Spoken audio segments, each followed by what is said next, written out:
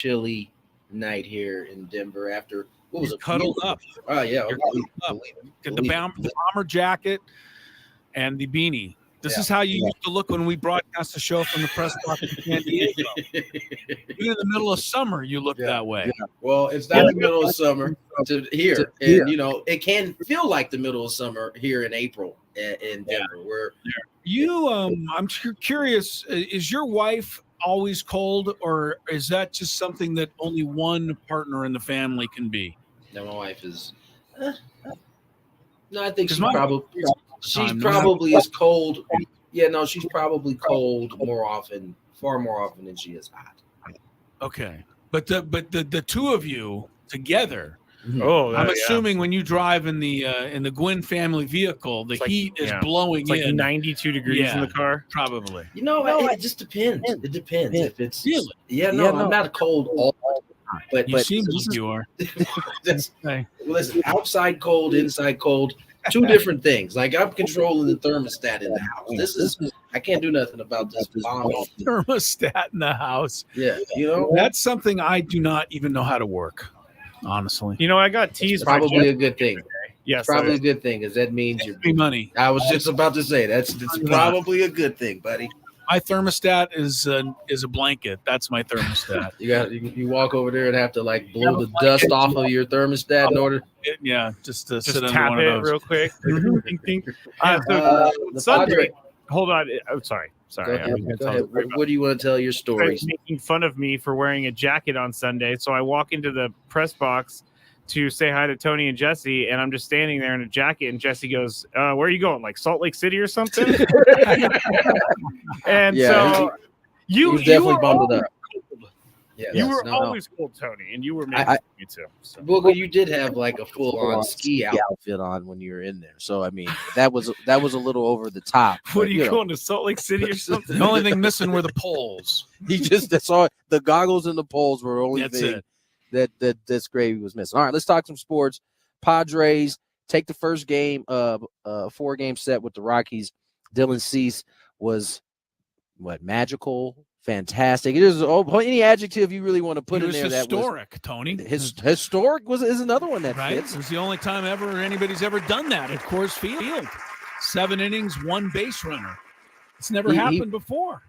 He pitched like he had never heard anything about Denver, Colorado. Like it was just a regular old stadium. Yeah. He threw his slider as much as I think he threw it any other time, any other start. And it was really a lot of fun to watch. We've had a couple performances like that this year. Michael King in that Brewers start was phenomenal.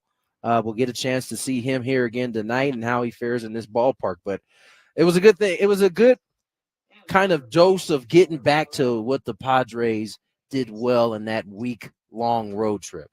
They played some clean baseball behind Dylan Cease, which is something they hadn't done at least in that homestand for the most part. And, it got me to thinking, oftentimes we're talking about the Padres and their 4-5 runs that they're going to need to win. If we're being honest, I don't know that this offense is going to produce those type of numbers on a consistent basis. And so in order for the Padres to have the type of season that I think we all want them to have, they're going to have to play that kind of baseball that we saw last night. Not necessarily the starting pitcher going up there and just really mowing and towing with the lineup, but the clean baseball that came behind it, that you heard Mike Schilt kind of reference after the last game of that homestand, or second of the last game of that homestand, where he's like, we got to clean it up, I think was the word him and Profar used. Yesterday, they cleaned it up, and they left themselves margin. Whatever the little bit of margin for error that they had, they actually gave themselves that, and they walked away with a 3-1 victory. And they got to stay. The reality is this team that they're playing is not very good. 5-17 now, and so they got to take care of business here. Last night was a good step back towards playing the game the way they had played it for that week road trip. Maybe it's the road. They are certainly playing some pretty good baseball on the road, I must say. Yeah, 7-4 away from home. Tony, they did play a clean game last night, but again, I'm going to give Dylan Cease most of the credit. Everything seemed like it was not only either a strike, but it was a routine out, right? I mean, everything was just a soft ground ball, a lazy fly ball. A couple of good plays obviously had to be made behind him, but for the most part, he just dominated the game. And if Charlie Blackmon's fly ball to right center field is pulled over another foot or two, Fernando catches it, and Cease has taken a perfect game into the bottom of the 8th inning. That's how good he was. I was just glad to see him get a win, because you mentioned Michael King. Remember, Michael King didn't get a win out of his start in Milwaukee, and Cease nearly did not get the win yesterday. But, give Campusano credit for that double that he had in the 8th inning, Tony. Luis Campusano, correct me if I'm wrong, he's fast for a catcher, but that doesn't mean he's fast. And he was running right. He was running right. What's that? I don't know that he's fast. You don't even know if he's fast for a catcher. No, I just think he's just a catcher. But he's running. My point, that makes my point even better. He's running right out of the box on that line drive. Yep. And if he doesn't get to second base with 2 outs, then Tyler Wade's single doesn't bring him in. To me, you give a lot of credit to Campusano for that tie-breaking run, understanding with 2 outs, if there's any chance he's got to get to second, and the only way he can do it is to bust it from the batter's box. That's the kind of thing I love to see. And so that's why I can't give all the credit to Dylan Cease, right? Because that's a part of clean baseball. Yeah. Being out of the box, getting to where you need to be at a time that you got to be there, right? You got to get to second base on that. The other thing was, how about Tyler Wade? So often a pinch hitter comes in, it's not ready to hit. Jumped on the first pitch, which a lot of times as a pinch hitter, you're facing, back end arms. That's going to be the best pitch you probably get to hit in an at bat. He was ready for it, and boom, dropped a little grenade in there in right field. Padres got, that run. They got an insurance piece. It wasn't, when I say clean baseball, I'm not just referring to the defense behind him. Right. It didn't have any of the base running mistakes that you saw in the previous 2 games. You had guys come up. It was looking kind of shabby there with runners in scoring position. What was it, like 1 for 7? And all of a sudden they finished 3 for 10. All of a sudden that doesn't look that bad at the end of the game. So, I think they got the hits when they mattered. They got to the places they needed to be when they needed to.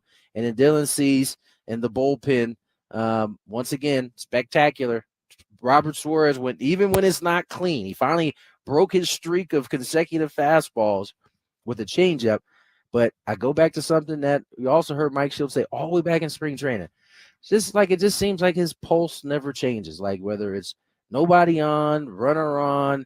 I don't get the sense that he's worried at all. He was the only guy that, was part of that game who didn't know that the tying runs were on base there in the bottom of the 9th inning. And one hanging, breaking ball to Ryan McMahon can turn the whole game around. But, he comes up with a double play and gets the win. I also want to just, I want to point this out because I want to put it in my hip pocket for the next time I have to argue with somebody kind of like a Skraby over here.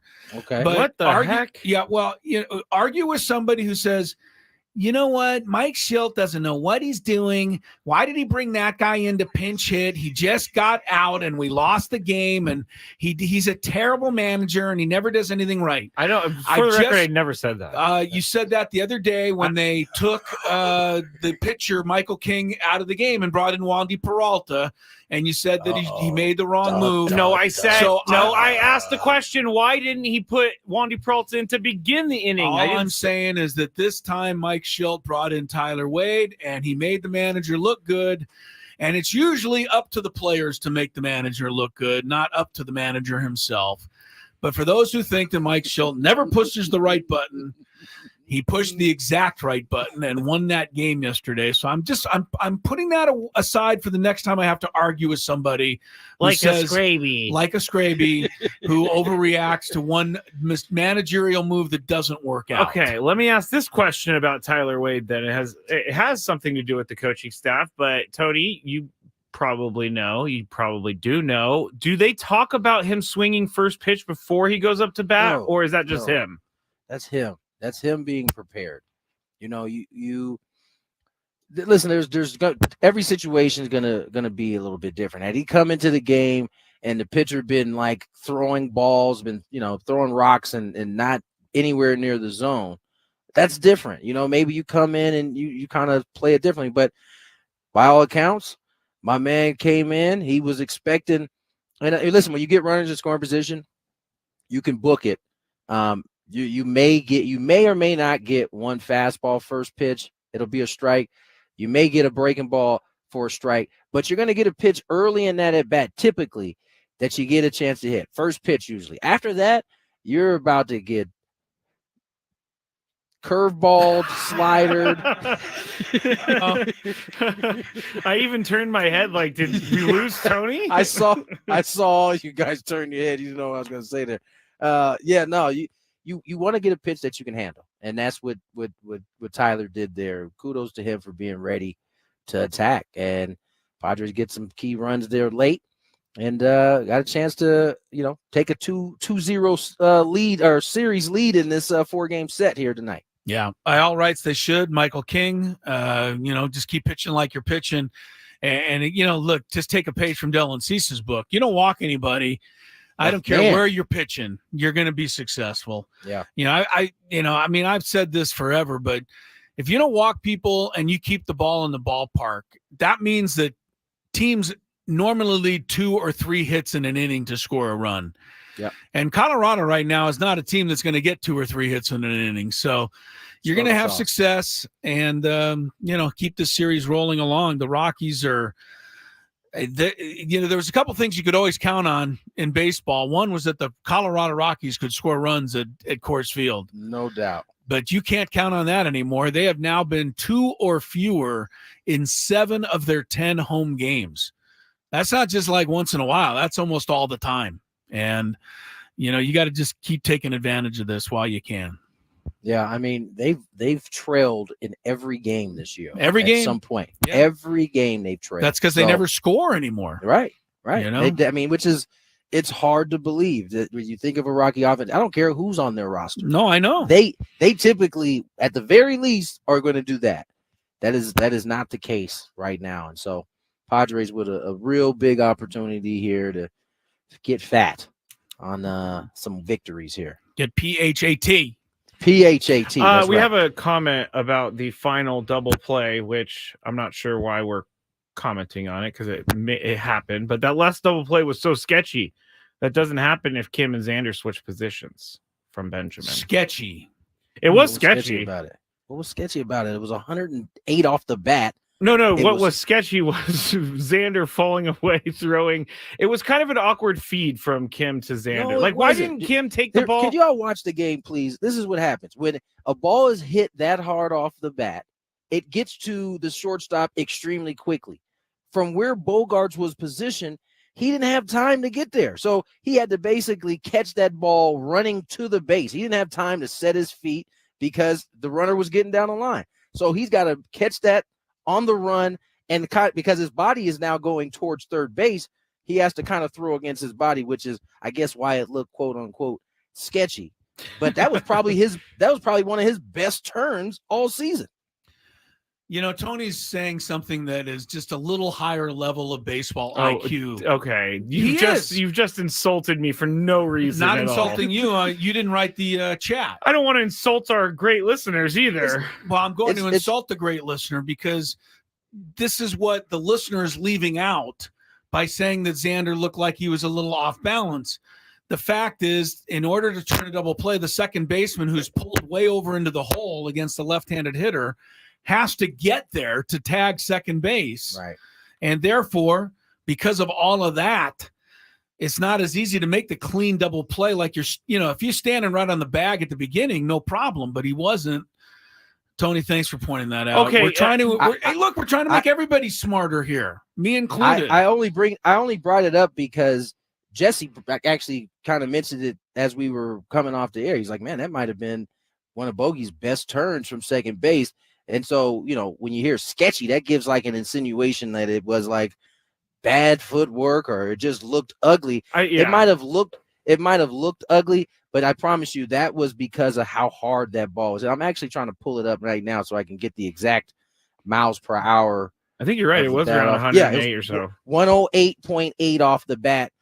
Kim did a great job of keeping his butt down, because I know every part of him, as hard as that ball's hit, you want to start to lift that butt up because you don't want to stay down there.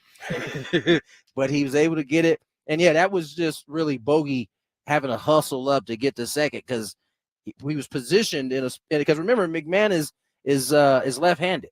So the second baseman in that category, even though Suarez throws hard, is probably giving himself some space, because McMahon's probably the one dude in that lineup who can hurt you, right? So you give him a little space. Bogey had to kind of cover some ground on that hard hit grounder, but ultimately they got the job done. Good win for the Padres yesterday. All right, we got to get to break. We were on pace there to get off on time, and then that last little bit dragged us. Oh, it's my fault. Okay. Yes. So. Why are you? And by the way, are you throwing that in there at that opportune time? By the way, chat, I wasn't the one who came up with it. They're all saying I'm the one who is questioning it. I believe you, Chad. It very well might have been. It wasn't me. Just it wasn't me.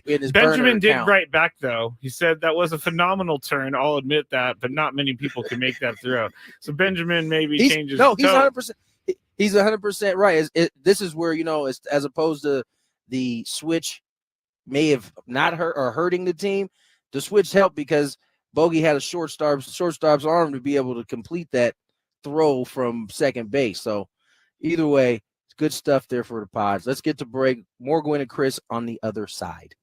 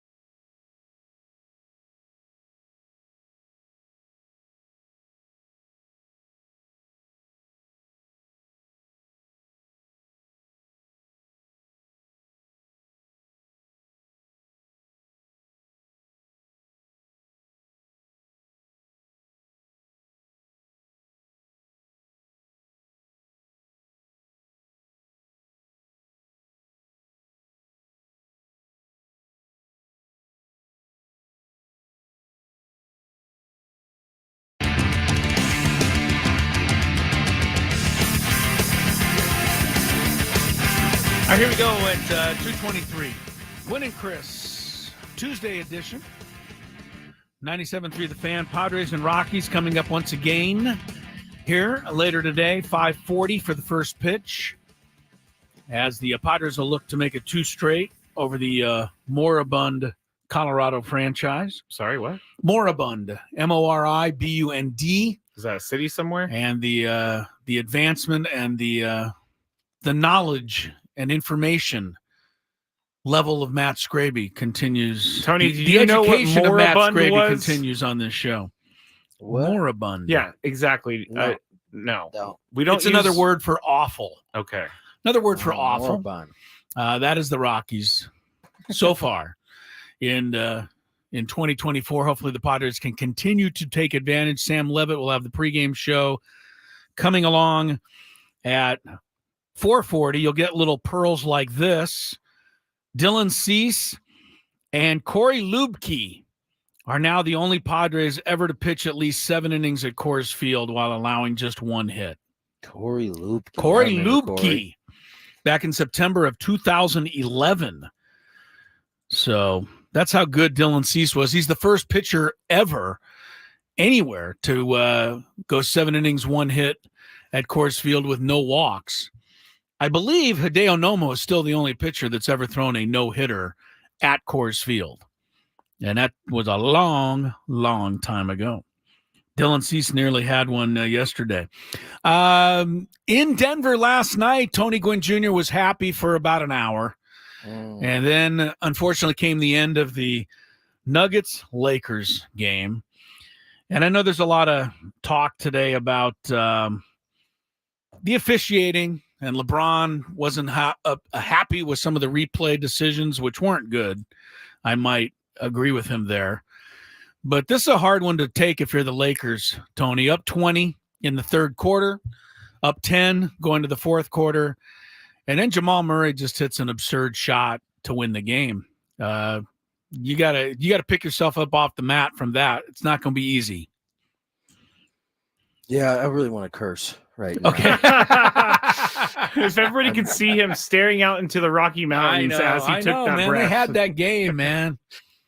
Like, first of all, they're allowed to be irritated with the officiating. I mean, the instant replay stuff was just I don't understand. I don't get it either, and I think of Jesse often, your partner Jesse, because he simplifies replay in a way that for some reason the replay people themselves can't seem to simplify. I just don't understand. Right? Jesse says if you're either out or you're safe. Right. There's either a foul or there's no foul. You either got hit in the face or you didn't. Right. It's either foul or no foul. Yeah, you're making it more complicated by adding words like marginal. Because now you're throwing that into the lexicon, and all of us fake officials over here will be like, well, it was marginal. So yeah. And none of us know exactly what that means. No, it means something different to everybody. Right, exactly. So that's the first thing. Second thing is that is not the reason why the Lakers lost the game. They gave up a 20-point lead, and whether it's because AD ran out of steam, it seemed as though, whether it was some of the Austin Reeves not necessarily having a big offensive game. Listen, the thing is, in terms of Austin Reeves and AD guarded Nikola Jokic for most of that game. And, he did a great job on him for the most part. So did Austin Reeves. But the drawback to that is when you're expending that kind of energy on the defensive end, you are not going to be as efficient in the offensive side. And what that looked like is different, right? For AD, it basically, it actually looked the same for both him and Austin. They didn't, second half came, specifically the fourth quarter for AD, didn't play well. He didn't shoot that ball that much. Did they even give him the ball in the fourth quarter? Only a couple of times, right? I know he missed some of the fourth quarter because he drew his fourth foul towards the end of the third. So they sat him through the end of the third and into the fourth. So he missed some time there. But when he came in, I don't recall him even getting the ball. They'd run that pick and roll. Yeah. They would cover him. They couldn't get it to him. And Dave Marcus sent me a nice little little write-up after the game of all the things that the Lakers didn't do well down the stretch. Austin Reeves' offense was low due to the fact that he did a phenomenal job on Jamal Murray. Just look at the numbers. I think Jamal Murray was like 9 of 20 something, and it just so happened he got hot at the very end. None of those shots he made, by the way, with the exception of maybe 2, were easy shots, especially the last one. Last one was over AD, so he had to. You got sometimes, you know, the officiating didn't help, but the Lakers just got what we like to call hawked down from behind, and now they got to go home and win 2. Now, I am a believer that a playoff series doesn't start until a road team wins a game. Right. So that would mean that the Lakers need to win these next 2 for sure. Yeah, to keep it going. And if that's true, that an NBA playoff series doesn't start till a road team wins a game, then no series has started yet. None. Because the home teams are now 11-0 in the early going of this postseason. The Knicks ended up. I didn't even see the end of the Knicks game, but this was another. They scored 8 buckle. points in the last 30 seconds to beat Philadelphia, and the Sixers weren't too pleased with the Zebras. I think ultimately, I hope this trend continues through all the way until the Lakers play again, so that the Lakers can win some home games. The home teams need to keep winning. But you know what? I get frustrated as somebody just does officialing, does the official thing in the part-time. But I wish that we didn't have to always talk about the official after a playoff game. But it does seem like that happens way too often in the NBA. And I would really like to see them just call the games. And as you said, foul is a foul. There's no maybe, ands, ifs, or buts. And let's move along. I don't think it's exclusive to the NBA. No, I know. When the games become more magnified, yeah, you're right. More people are watching. These things aren't gonna.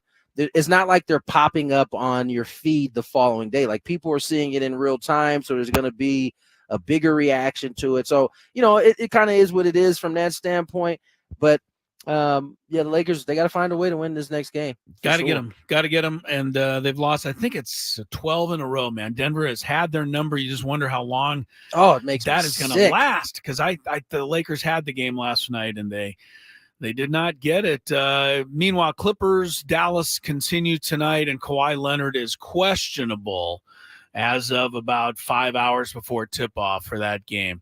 We are not questionable. We have a full go here on 97.3 The Fan. Padre baseball against the Colorado Rockies at 5:30. Yes, sir. I have a question on the chat, and I want to get this in because I know Tony has limited time today. But Chris wants to know, Chris Simmons says, Tony, we've got to know, do you curse his name when Jesse isn't back in the box by the time the inning starts?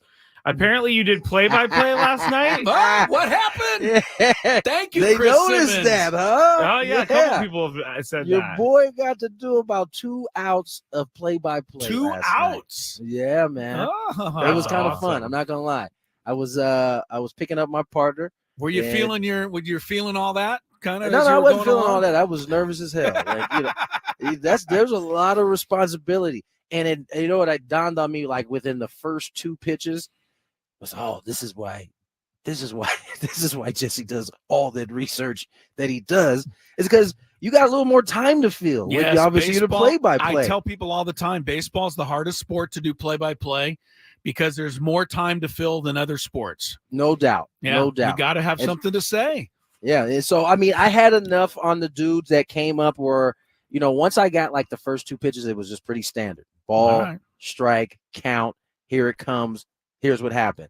And then like maybe 4 pitches in, I started mixing in like how a particular player was doing. Like I started feeling myself a little bit there. And then Jesse came rolling in before the 3rd out. And I was like, quickly, here you go, buddy. You can have this back. Yeah, you were happy to give it back. Now, what inning was this? Do we know? 6th. I'm going to have to what go inning look was at it. it. Bottom was it the 6th? It says the 6th. Rogers right grounded out there. the 3rd. Bouchard struck out swinging for Colorado. In yeah, that inning. Were those your 2 calls? Did you get those were my 2 calls. Call? I had a gas face call. I think I said. I like gas face when he blew it by him. I think I'm gonna have to go and find this audio. To some of that. Yeah, it was fun. You could definitely hear you could almost feel my mind like working as the at bat is happening, because there's some dead time. Well, it felt like millions of seconds of dead time. I'm sure it was only like a second or 2. It was fun, though. I proud of enjoyed you. that. Very I proud enjoyed of you. that. Very good. We Tony will be Gwynn playing Jr. some audio later. of We'll that. play a little play-by-play on our show. Oh, Yes, my everyone's God. going to. I don't want to be on here. By with the you. end of the day, everyone's going to have heard this, Tony. So Ring that's that good. radio call coming Oh, up. no. We may have a celebrity version of Rate That Radio Call. We've got our own celebrity, Matt Snyder from CBS Sports, really one of our best baseball guests. He'll join us next, and we'll get cooking on the rest of MLB here in the late going in the month of April as Gwynn and Chris continues to roll along here.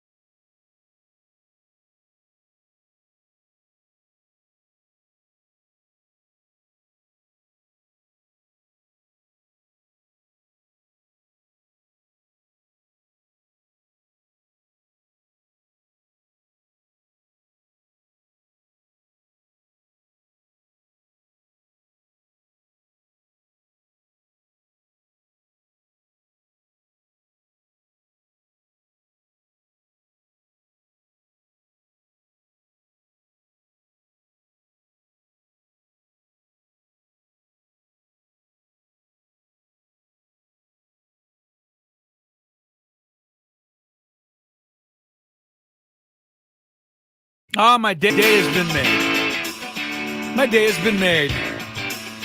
Running into Skraby, that doesn't do anything for me.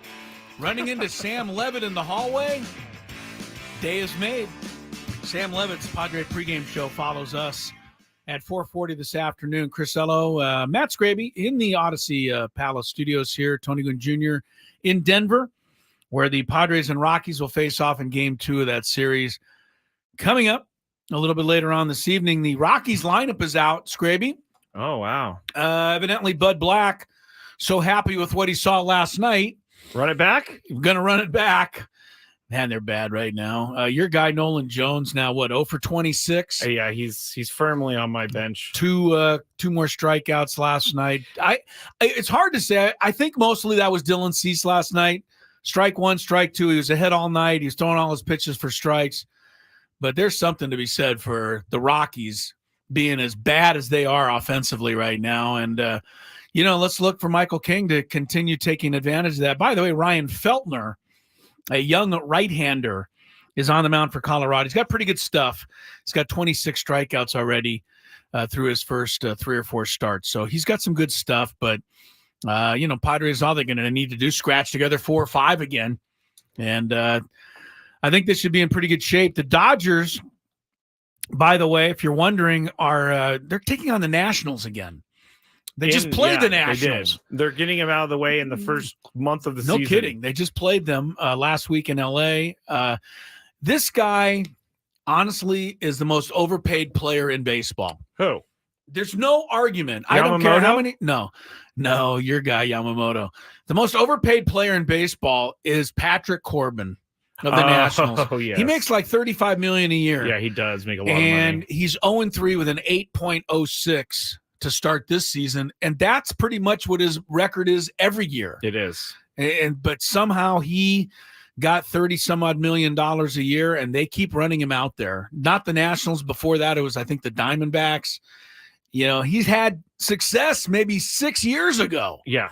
But this guy is hey, good for him. He's good for him, but I'm just saying, next time you complain about your favorite, Padre being paid too much, they're not being paid like Patrick Corbin is overpaid.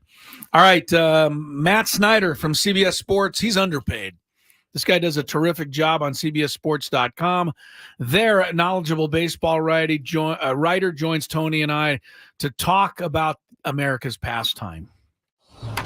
Tony Gwynn Jr. here in Denver, Colorado. Chris Ello, Matt Skraby at the Odyssey Empire. And joining us on Gwynn and Chris is Matt Snyder, frequent guest of our CBS Sports. Matt, how are you, man? How's everything going? Very good. We're just getting right around that 4-week point in the season where we know it's all still incredibly early, but teams could be really setting themselves up well or trying to ruin their seasons. So getting a little bit fun. I like trying to ruin their seasons because there certainly is a few teams out there doing. Oh yeah, the Twins and Astros are working awfully hard on it. Oh yeah, we'll get. I got to get into some of the Astro stuff before we let you go, but we'll start with the Padres. They went out. They made a deal right before heading to Korea to bring Dylan Cease aboard. And boy, oh boy, has he been as advertised yesterday. Rolled through 7 innings of work. I mean, he has turned out to be, another good move, at least to this point. Yeah. That AJ Preller was able to pull off, flipping one of the pitchers that they got from New York to get Cease. Yeah, we said before the season that he's essentially the Blake Snell replacement, right? And yeah, I kind of said it. I know, Tony, you agreed with me. Like, he is kind of a right-handed version of Snell. Because of that, there's a high walk rate on there that sometimes he has to deal with a little bit of a lack of control. But when he's on, he is unbelievable and really hasn't run into that many major control issues so far. He's just been great, and the strikeout rate's going to be high. But the most impressive outing to me is, I know the Rockies are awful, but to go into Colorado and to pitch like that in Coors Field, that's an unbelievable outing. One thing I said is that if you watched him pitch, it was like he wasn't from like the planet Earth, and no one had ever told him anything about Colorado. Yeah. Like, he just came in here and pitched like this was like a normal place. Just did the work. Yeah, not phased at all. Matt, the Padres are, they're doing their thing, just huddling around 500. Got over it with the win last night. But the thing is they look up, the Dodgers are right next to them. They're only 2 games over 500. Has it been long enough where we can say there might be a crack or two in the Dodgers? Or is there simply the fact that they've got half their starting rotation on the injured list, and once everybody comes back, forget about it? Well, the only thing is we knew that was going to be the case heading into the year. I don't remember if I said it on this show or not because I do a bunch of video and audio hits. But I tried to tell anybody who would listen heading into the year that Dodgers are not anywhere close to like super team territory because of that pitching staff. And I think that they're going to have issues navigating the schedule all season long with the rotation, because even like right now, Tyler Glasnow has been amazing, but his career high in innings pitched is 120. So he's already almost a third of the way to his career high. And we're not even in May yet. Yamamoto, you kind of figured there would be some growing pains because it can be culture shock for anybody coming over from a place that has one time zone, not that much travel, 6-man rotations instead of 5-man rotations, a different baseball. There's a lot of different things, not to mention an entirely different culture with a different language than you're used to. So there are a lot of, you knew there should be some inconsistencies in his game. And then Bobby Miller already on the injured list. You don't know what's going on with Walker Buehler because he was supposed to be back last September from Tommy John surgery. He's still not back. He's working his way back, but he's having trouble throwing strikes. Kershaw's out until August at least. And then when he comes back, he's old and he's had back issues for years. So it's just question mark after question mark, and they're going to have to deal with that all year. Offensively, they're still going to be amazing most of the year, and you're never going to be able to count them out. I do think it was interesting to see the first several weeks of the season, though, had they got nothing from 7, 8, 9 in the order. Now, you have 3 MVPs there, and Freddie Freeman, Mookie Betts, and Shohei Ohtani. Teoscar Hernandez is hitting back to all-star form. Max Muncy and Will Smith are plenty capable, but there's only so much 6 guys on offense can do if the entire rotation is ravaged from injuries and they're getting no help from 7 through 9. I thought that was a great selection of words as you kind of described that, managing the schedule, because certainly from a talent level that they'll be all right. But when you have that many guys who haven't pitched that deep into season or haven't had that many kind of innings, and you have the injuries that you're going to be managing as they try to get back to be healthy, that just seems like it's going to be a lot of craziness going on. Let's move around Major League Baseball. You brought up the Astros. They are clearly struggling. And I when we went down there yesterday and I had a conversation with Dusty, this was after he had already decided he was going to retire. It seemed as though like there was some disagreement in that organization about the way he was handling things.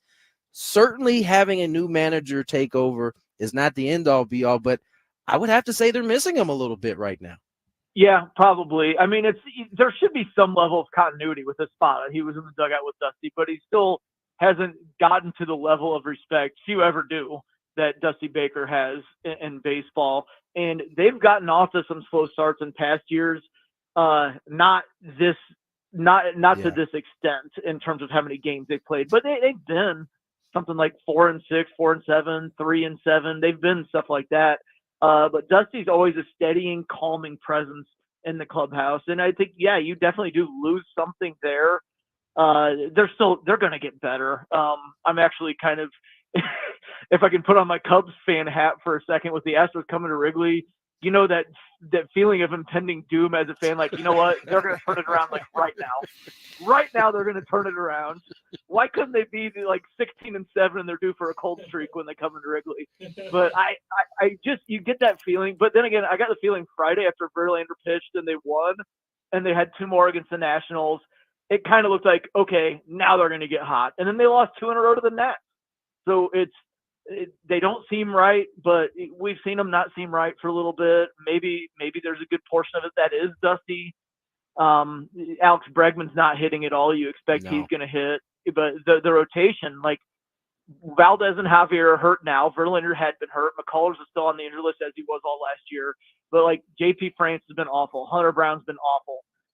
And then all of a sudden, the only guy keeping him afloat is Vernell Blanco, who wasn't even supposed to be in the rotation. It's been a bizarre year from them. Not to mention at the back end of the bullpen, Presley and Hader have been awful.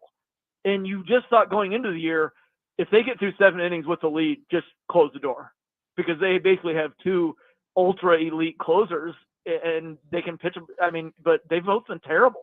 So it's been weird. Real quick, I just had to say this real quick. There's only 2 fan bases in all of baseball that have that doom and gloom feeling sometimes, and I think it's the Cubs and the Mets. They both fan bases Cubs feel for that. Sure. Cubs for sure. Matt Snyder's with us, one of our favorites, talking baseball from CBS Sports. And Matt, you touched on the struggles of Bregman, and you go throughout baseball. Aaron Judge isn't hitting his weight yet, not hitting for any power. As we come to the end of April, there's always a handful of guys that just don't get through April unscathed. Xander Bogaerts has been hearing it from the crowd here in San Diego. Is there when should a fan realistically start to say, oh, wait a minute, maybe this guy just isn't what he used to be? What's fair, really? Because we know that April's not fair. Yeah. It varies for everybody. Like if the guy doesn't have a track record, probably start worrying right now. If the guy is old, then maybe like Jose Abreu right now at his age, given what he did last year, getting pretty worried that it's the end of the line for him. I'll give a little bit more time to somebody like Paul Goldschmidt, but at age 36, and he was down a lot last year from his MVP year, looking pretty bad so far this year. You worry that Father Time is starting to do a number that he always does eventually to everybody. But if it's somebody in the middle of their prime, look, Ryan Sandberg was a notorious slow starter throughout his career. Mark Teixeira was a notorious slow starter throughout his career. I'm looking at like Julio Rodriguez and wondering, is he just going to be a slow starter throughout his career? Maybe he's just one of those guys. So sometimes it's just, for whatever reason, some guys just don't start the season well. And I mentioned Goldschmidt. One thing I think about is, gosh, I don't know exactly what year it was. It's late teens when he was still with the Diamondbacks, and he was just atrocious until about Memorial Day. And he ended up as the All-Star Game starter. And by the end of the year, he had just normal Goldschmidt numbers because he got just absurdly scorching hot for like 5 weeks and totally evened out his numbers. That could happen with a lot of these guys. You mentioned Bogaerts, who have the established track record. They could really just go absolutely bonkers in May, and then everything evens their numbers out. Matt, I mean, obviously it's April, so I mean it's probably too early for this, but is there anybody that needs to be worried in terms of hot seats and managers being fired this early, or not even this early, within the next couple of months? Yeah, the only one I thought of was Skip Shoemaker, because it's a different front office than the one that hired him. Kim Ng hired him, and heading into the year, we saw reports that people thought the Marlins had picked up his option for next season, and then it came out like, no, we didn't pick that up.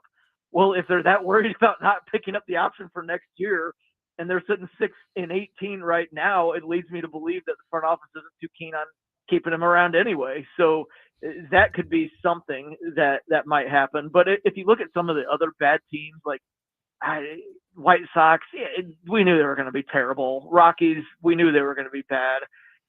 It would have to be something like the Astros, but they just hired Espada, and they've had slow starts before. So maybe if it got really bad, Ollie Marmol. I mean, the Cardinals are 10-13 right now. They finished last place last year. We'd have to go back a long, long time to find them finishing last place 2 years in a row. Matt, speaking of bad teams, because I always love to touch on the bad teams, and you mentioned the White Sox. They're this year's version of we're going to challenge the 62 Mets. They've already been shut out, I believe, 8 times. That is hard to believe in the month of April. Is there anything more about the White Sox that makes us – because no one's ever caught the 62 Mets. You always hear about it, but nobody's ever done it. Is there anything specially bad about the White Sox that leads us to think maybe they could be that team this year? Gosh, they're terrible at everything right now. The only thing I would say is, like, just like we said on the teams that we expected to contend or the players who were getting off the slow start. The Reds 2 years ago were 3-22, and I think they ended up 62-100. The A's last year at this point, I think, looked every bit that bad. Yeah. And they got up into the 50s.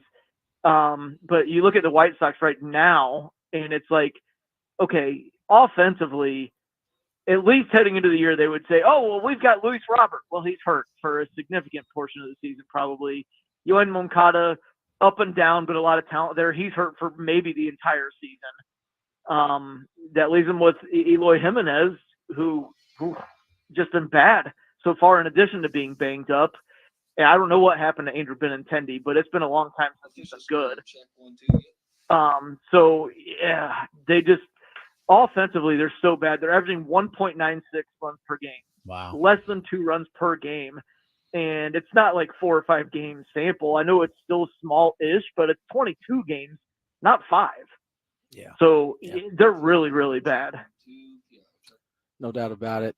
Matt, as always, man, appreciate you coming on. Plenty of baseball to go, and I'm sure we'll meet up again and have this conversation once again. Appreciate your time. Thanks, Matt. Sure thing. Take care.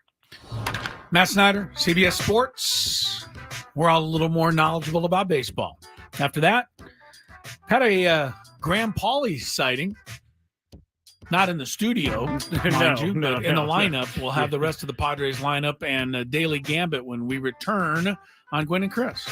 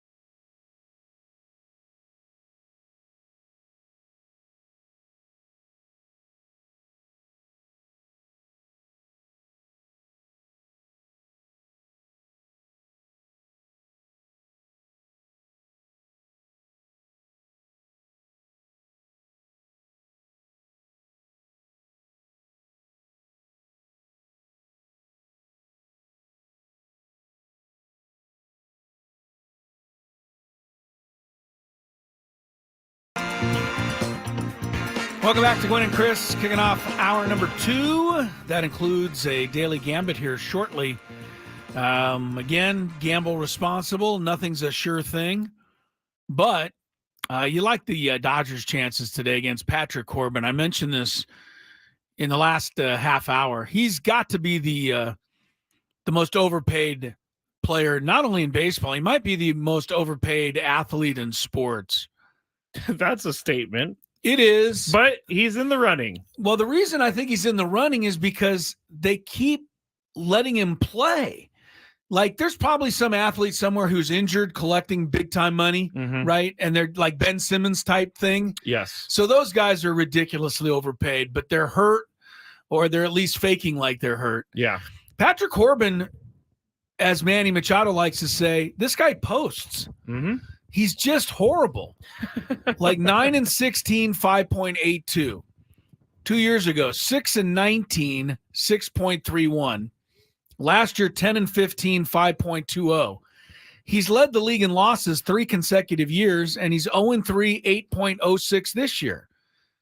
Like, how can you keep running him out there? Like, that's what I don't get. That's what I don't get. I think maybe. And he's making $35 million, which is like the 6th highest per year salary in all of baseball. Maybe they're thinking we'll make him work for his money, because if not, we're just going to be But paying it's him for doing costing the nothing. Nationals any chance they have of winning these games. That's true. So That's anyway, true. the reason I bring him up, he's facing the Dodgers tonight, and I could use a little help. Padres take on the Rockies, of course. Ryan Feltner, probably the first time many of us have heard of him. Young right-hander, has pretty good stuff. He's got 26 strikeouts already this year. He'll take on Michael King. Sam Levitt is quickly preparing the pregame show as we speak, sitting just outside our studio walls. One last thing, Skraby, before we get to the Daily Gambit. Has to do with Thursday night. I want everybody there. Do not leave us hanging. All right? Do not leave Skraby and I hanging out to dry. And Braden Soprano. Yeah. All 3 of us.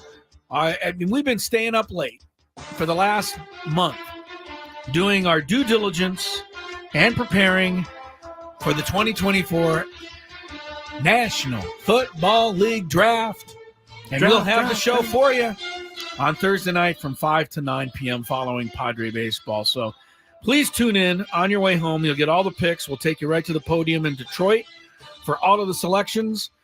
Braden and Skraby will break down all the picks because they're the 2 knowledgeable guys on the show.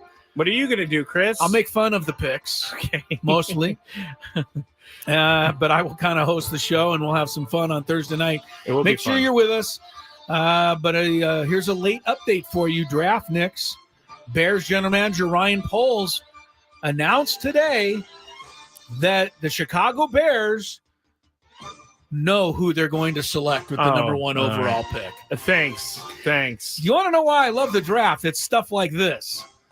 Like, yeah, we know who we're going to select, but we're not going to tell anybody until Thursday night. You'll all have to wait and see. Just, the thing is, it's the so worst, stupid. but it's the worst kept secret like ever. Yeah. Right? We all know either they draft Caleb Williams or they are the stupidest organization in sports. They traded away their quarterback already. Exactly. They don't have a quarterback. Right. So they either take Caleb Williams or they might as well just have the commissioner come up to the podium and go, in lieu of the first pick in this year's 2024 NFL draft, I'm here to announce that the Chicago Bears are just flat out stupid. Because they have selected, some punter from Virginia Commonwealth with the number 1 pick. I was trying to play Goodell. Remember when we did the draft during the COVID years? I Tua do. Tagovailoa. Oh, boy. And that was from his basement. He's from it. That's right. Roger Goodell was literally in his basement announcing the picks that year. Anyway, we'll have the draft show Thursday night following Padre baseball. Circle it on the calendar. One thing before we get into the Daily Gambit, you're talking about Patrick Corbin being a terrible thing for the Nationals. The Boz says Hosmer's even worse. He's not even playing and he's getting paid by the Padres. Okay, but that's true. It is Hosmer's true. worse, and so is Ben Simmons. What I'm saying about Patrick Corbin, he's the worst in terms of guys that are actually still playing. Like he performs the worst, and yet he still plays. I guess we got to give him credit, though, that he's still in the league because Strasburg's not in the league anymore. Well, Strasburg's arm is broken.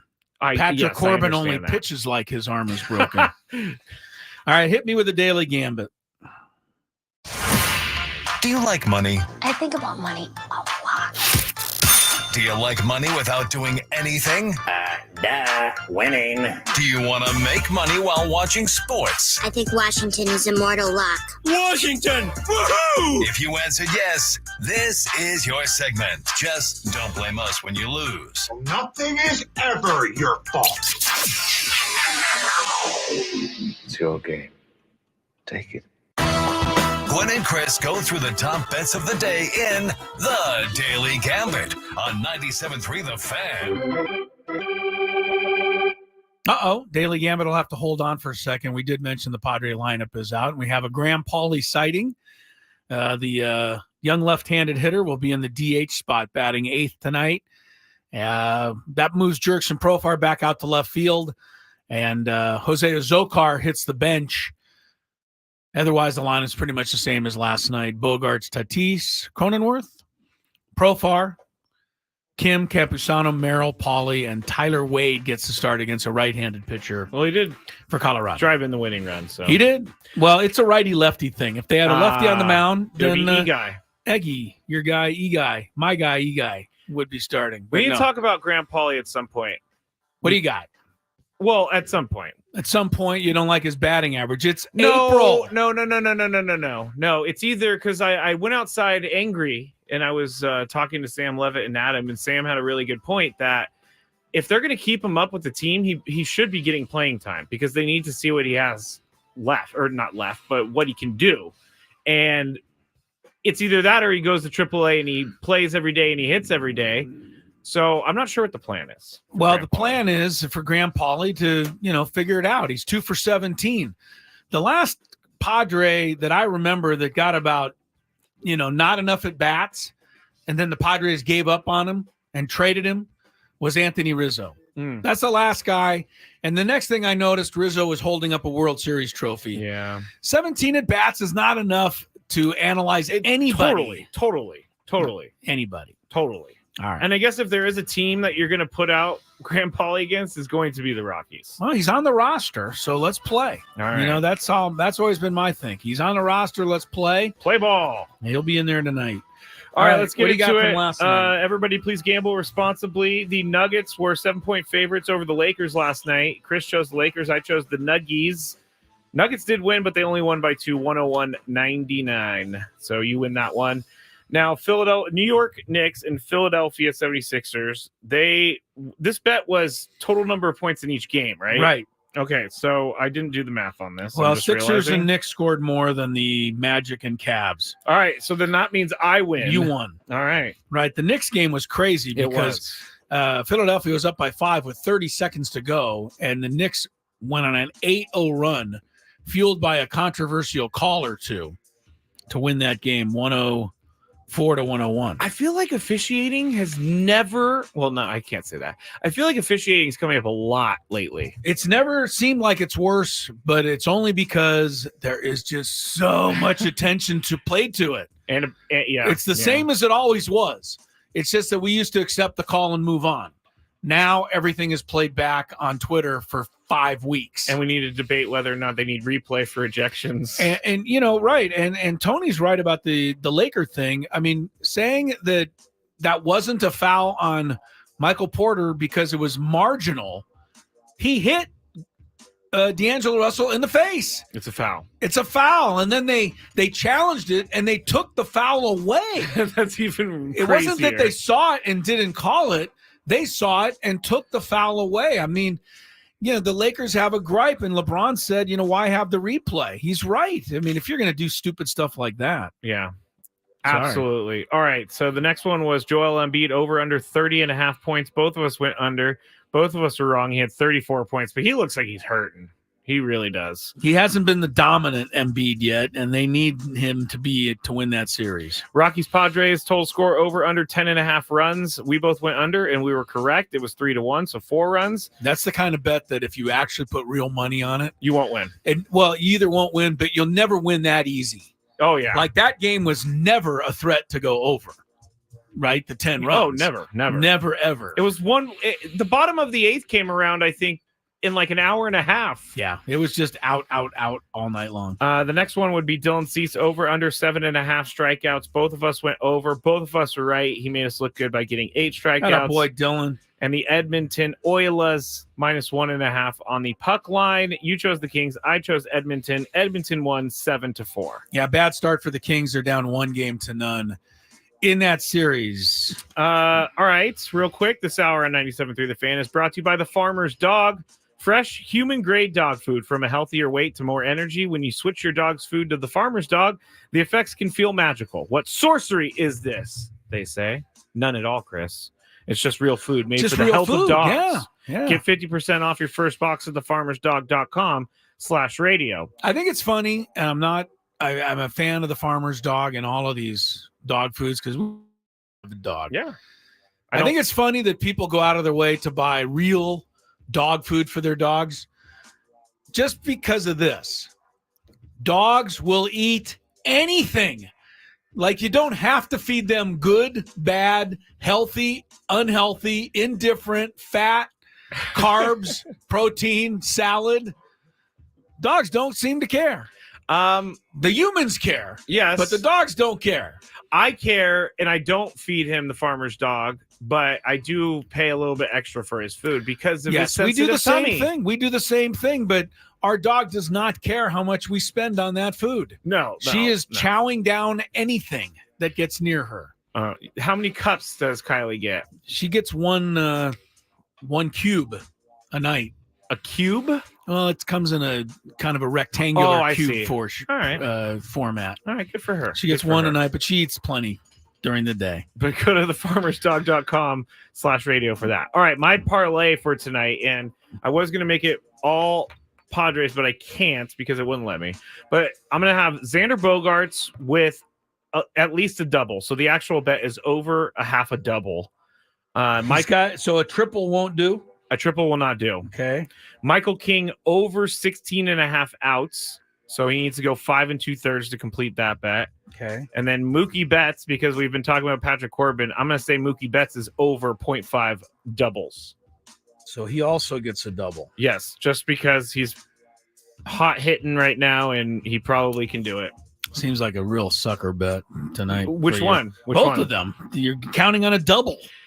Those are tough to count on. No, that is true. Those are tough to count on. Hope this pays well. What does it pay you? Plus, let me look on my phone real quick because I did it. Plus 382. Yeah, I'll tell you what it's actually going to pay.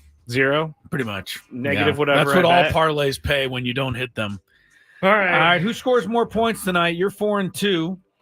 I'm 3-3. Who scores more tonight? The T-Wolves, Anthony Edwards, or the Suns, Kevin Durant? They go head-to-head in Game 2 at Minnesota. Edwards had a sensational Game 1, but Durant scored a ton of points too. Who scores more tonight, Skrabe? You're in the lead, so you go first. Real quick, Dan says his dog buries pizza crust like a bone. I think that's hilarious. Smart move. It's hilarious. Go back when you're hungry. Yeah. I Smart think I'm guy. going to go. I'm a real big fan of Anthony Edwards. I'm going to go with him. Here's why you like Anthony Edwards. Because of the movie? Yep. Because of that movie that he was in. And he was Kermit. He was so good in that movie. He was really good. I hated him. I hated him in that movie. Right. He was a great villain. He was a great villain. For a guy that's just really a basketball player. And honestly, I haven't heard enough about Kevin Durant this year. I've heard way more about Anthony Edwards. I know Kevin Durant gets hurt, but that's why I'm choosing Anthony Edwards. Edwards scored 33 in Game 1. Durant had 31. I'll take Durant tonight. Durantula. Although the guy that needs to get going for Phoenix is Devin Booker. They need one of his big nights. Dallas could use a big night tonight from Luka Doncic. They're at the Clippers. Game 1 went to L.A. Kawhi Leonard is questionable tonight, still questionable. Doncic over under 33.5 points. And I say he gets it. I was thinking the same thing. He Playoff needs basketball. it. He's heaving him tonight. Yeah, I'm going to go over as well. Going to go over. Okay. Clippers are favored by 1.5 in that game. Who do you like? Clippers by 1.5. I'm going to go with the Clippers. I'm going to go with the Clippers too. I don't know why. There's most of the quote experts think Dallas is going to win this series. I guess I'm not an expert. I think the Clippers are going to win this series, and tonight will go a long way towards helping them do that. One other NBA game tonight: Indiana at Milwaukee. Two high-scoring teams, over under 223 points. Ooh, wow. Now, the Bucks and the Pacers played a game during the regular season. Oh, we bet on it. And I it's going to take me a second to find it. But the final score of the game was just insane. Wasn't it like 140 to something, 138? Maybe even higher than that. I think they combined for 275 or 80 points. I do remember this happening. Yeah. But they didn't combine for that many in game one. Game one, 205 points was the total. Locked down. Do they do it again tonight in game two? No way. Game two, things ease up a little bit. Giannis, is he going to play tonight? That's another question. So you're going to go over? I'll go over. 223. I'm going to go under. You'll say under. Yes. San Diego at Colorado. It's baseball. USD at Colorado. No, this is San Diego at Colorado. Padres at Rockies. I don't. I just didn't take it. Yes, for what we it's never worth. call them San Diego. No. They're starting to get the hint that the Rockies can't score anymore. So the over-under comes down tonight to 9.5 runs. What do you like here? Instead of 10.5 as it was last night. I think they open it up tonight. The Padres do. Over. Yeah. Yeah, nothing against Michael King, but Colorado, just at Colorado, cannot be this bad forever. They've got to get 3 or 4 runs, which means the Padres need 5 or 6. So I'll take the Padres. I'll take over. And one more, one of the better young pitchers in baseball, pitching for one of the surprise teams, Paul Blackburn, Oakland Athletics, at Yankee Stadium tonight, 4.5 strikeouts. He's pretty good. He's going to do that. The Yankees, even though they're 15-8, they've already been shut out 4 times this year, including yesterday. What do you think about Blackburn's chances, Skrabe? Over under 4.5 I like Ks. this A's team. Yeah, so far they've been kind of fun. I'm going to say he goes over. Over. I got one last one here. This is for you local baseball people, and this is USD baseball. Okay. Funny you should have mentioned it. Tonight, the Toreros at 26-12, which is very, very good, by the way. Congrats, Brock Unrich and their team. 26-12, hosting San Diego State. Aztecs, I don't even want to say their record. It's been tough. It's been a tough year for the Aztecs. Crosstown rivalry, though, baseball. You throw the records out the window. Yes, you do. You like the Aztecs or the Toreros? There's no spread. It's just winner take all. I'm going to go Toreros. You're going to take the Toreros. Are you going to take your Aztecs? I got to take my own team. Okay. I don't feel good about it. By the way, the NFL, NBA has released their reports on some of these things, these fouls that they didn't call, that they did And call. what are they saying? They're all wrong? Well, in the Sixers and the Knicks game, they're saying that Josh Hart fouled Tyrese Maxey on the inbounds. Jalen Brunson pulls on Maxey's jersey and that should have been called. Nick Nurse should have also gotten timeout, is what they're saying for that one. Well, you know, the NBA wants to be, transparent. But being transparent and admitting that your referee screwed up every game. It's called a last 2-minute report. Yeah, it's not a great look for you. I hate to tell you. I know you're being transparent. It'd be better if we just went on to the next game. But we can't do that anymore. There's too many eyeballs. I get on why these you're things. saying it, but I give them credit because they're saying, yes, we made a mistake, which is I know what but we've been saying, but that unfortunately, people make mistakes. And that's what LeBron's saying. Okay, you're making mistakes. You're admitting you're making mistakes. So you have replay to supposedly correct the mistakes. Good point. Why are we not doing that? No, that's a legit question. That's his legit question. Traffic is coming up right now. From the 97th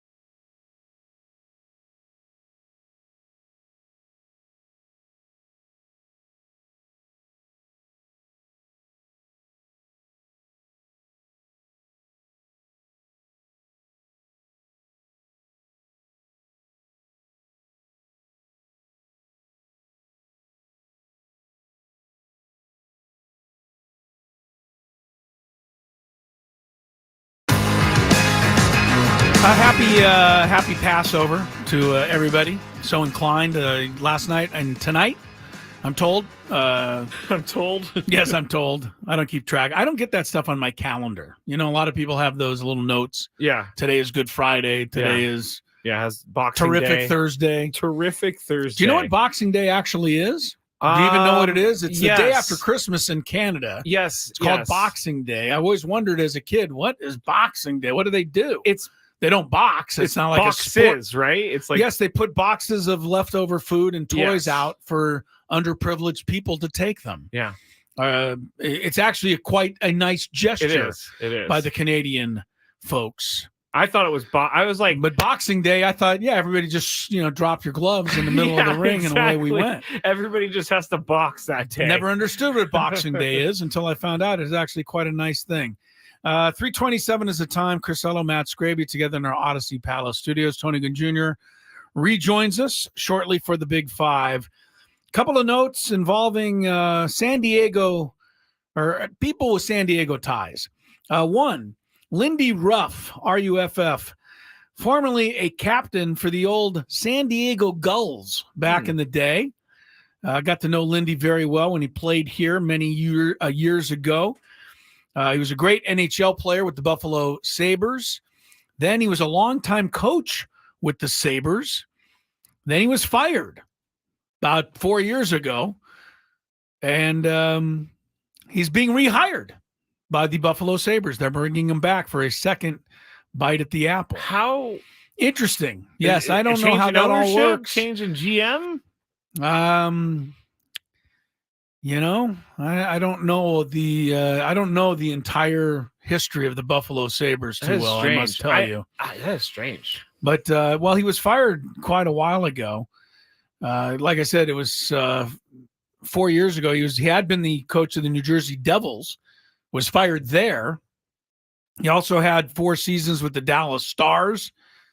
Anyway, he was the coach of the year in 2006. Lindy Ruff's had quite a career since moving on from San Diego, and he's re-upping with the Buffalo Sabres. Good luck to him. Also, good luck to WNBA star Kelsey Plum, San Diegan, 29 years of age. She and New York Giants tight end Darren Waller today filed for divorce. So never, good news. No. I think people in the 30-mile zone world in which we live in tend to celebrate this stuff for some reason. Hey, did you hear? Did you know? Did you see what happened? I heard this. I heard that. We kind of forget that it's just two people whose, marriage is ending. She kind of made it cryptic, though.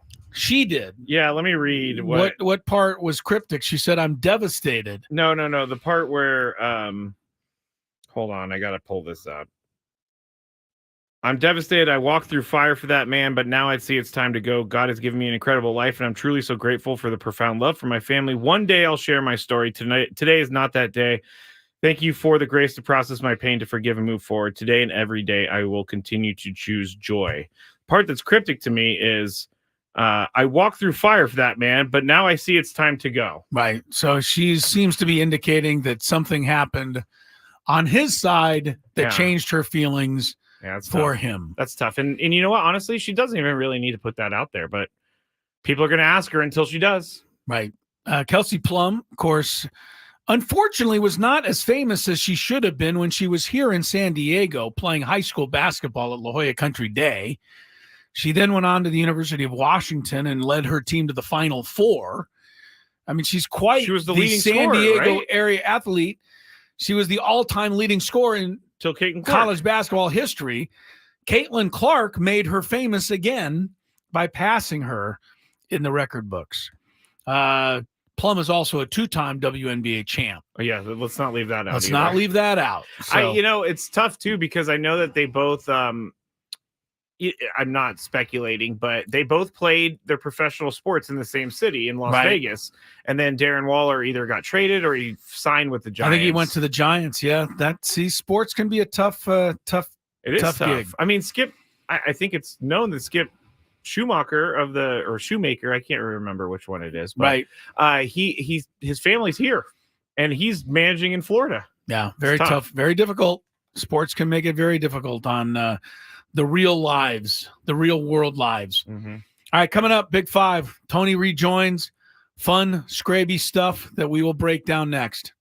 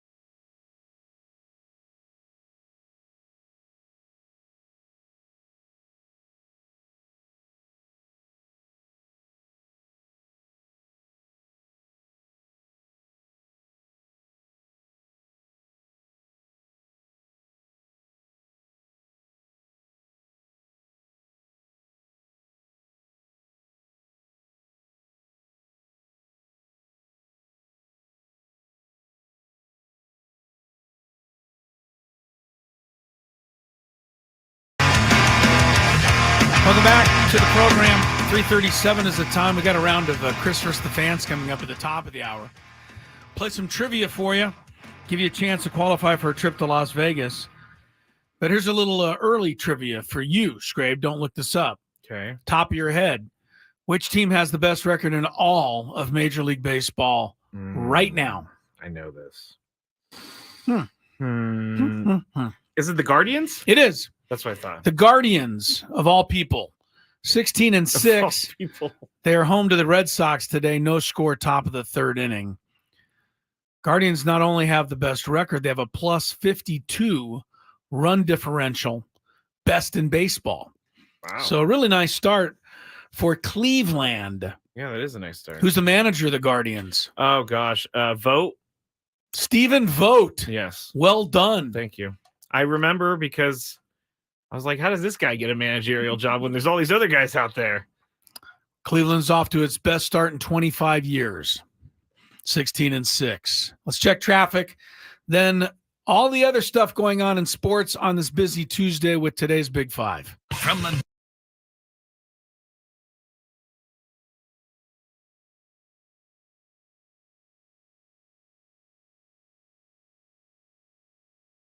Clearing that out of the right lane. The Cordell and Cordell traffic cam shows a crash on the Graves Avenue off-ramp, northbound 67. Valvoline instant oil changes. Your drive-through oil change. It only takes 15 minutes and you don't have to get out of your car. With all the rain lately, Valvoline's also offering replacement wiper blades. For directions and discounts, go to SoCalOilChange.com, SoCalOilChange.com. I'm Kelly Danik with Gwynn and Chris, San Diego's #1 sports station, 97.3 The Fan. It's that time of the show when we check on the latest in sports. Only the most important topics and questions are brought to light. Stop what you're doing and listen. These news stories will astound and amaze you. The one, the only. Oh my God, who the hell cares? The Big Five starts now on 97.3 The Fan. All right. I got to say, guys, we got to go a little bit quicker in today's Big Five, but those were some great answers yesterday. Skraby almost had to play the he almost had to play the second part of it on the pregame show yesterday. Usually I'm very good at watching the timer. I wasn't watching the timer because I'm so much enjoying the conversation. Yes. And then I look back and it was like, hey, you just did that segment in a quick 26 minutes. Well, hey, Sam Levitt's pregame show has to wait. That's all. Yeah. All right. I get it. Let's just not go 26 minutes today. Number 5. I know I'm the guy who's ruining all the fun. Start talking already. Oh, you're right. I am wasting time. What am I doing? Can we just take a second real quick, though, to say that Dylan Cease is pretty awesome? Because he's pretty awesome. Well, I think we've mentioned that a few times today, but okay, we can take another second if you'd like. Okay, thank you. He proved that last night in more ways than one in Denver. The right-hander delivered his 4th straight start of 6 innings or more and 2 runs or fewer. And last night, he featured 7 innings of 1 hit ball, no walks, and 8 strikeouts. And it was actually historic.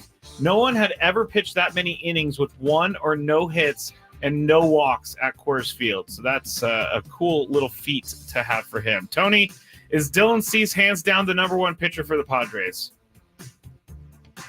Hands down right now. Yeah, I'd say right now. I don't know if it's hands down though, because Michael King's been pretty good too, but I would still give the nod to Dylan Cease. Right now, he's pitching the best of the 5 starters, and it's a pretty simple one. All right, Chris. Well, he's #1 in terms of what he's doing, but I'll ask you this in return: if the National League playoffs were going to start tomorrow, who would the Padres use?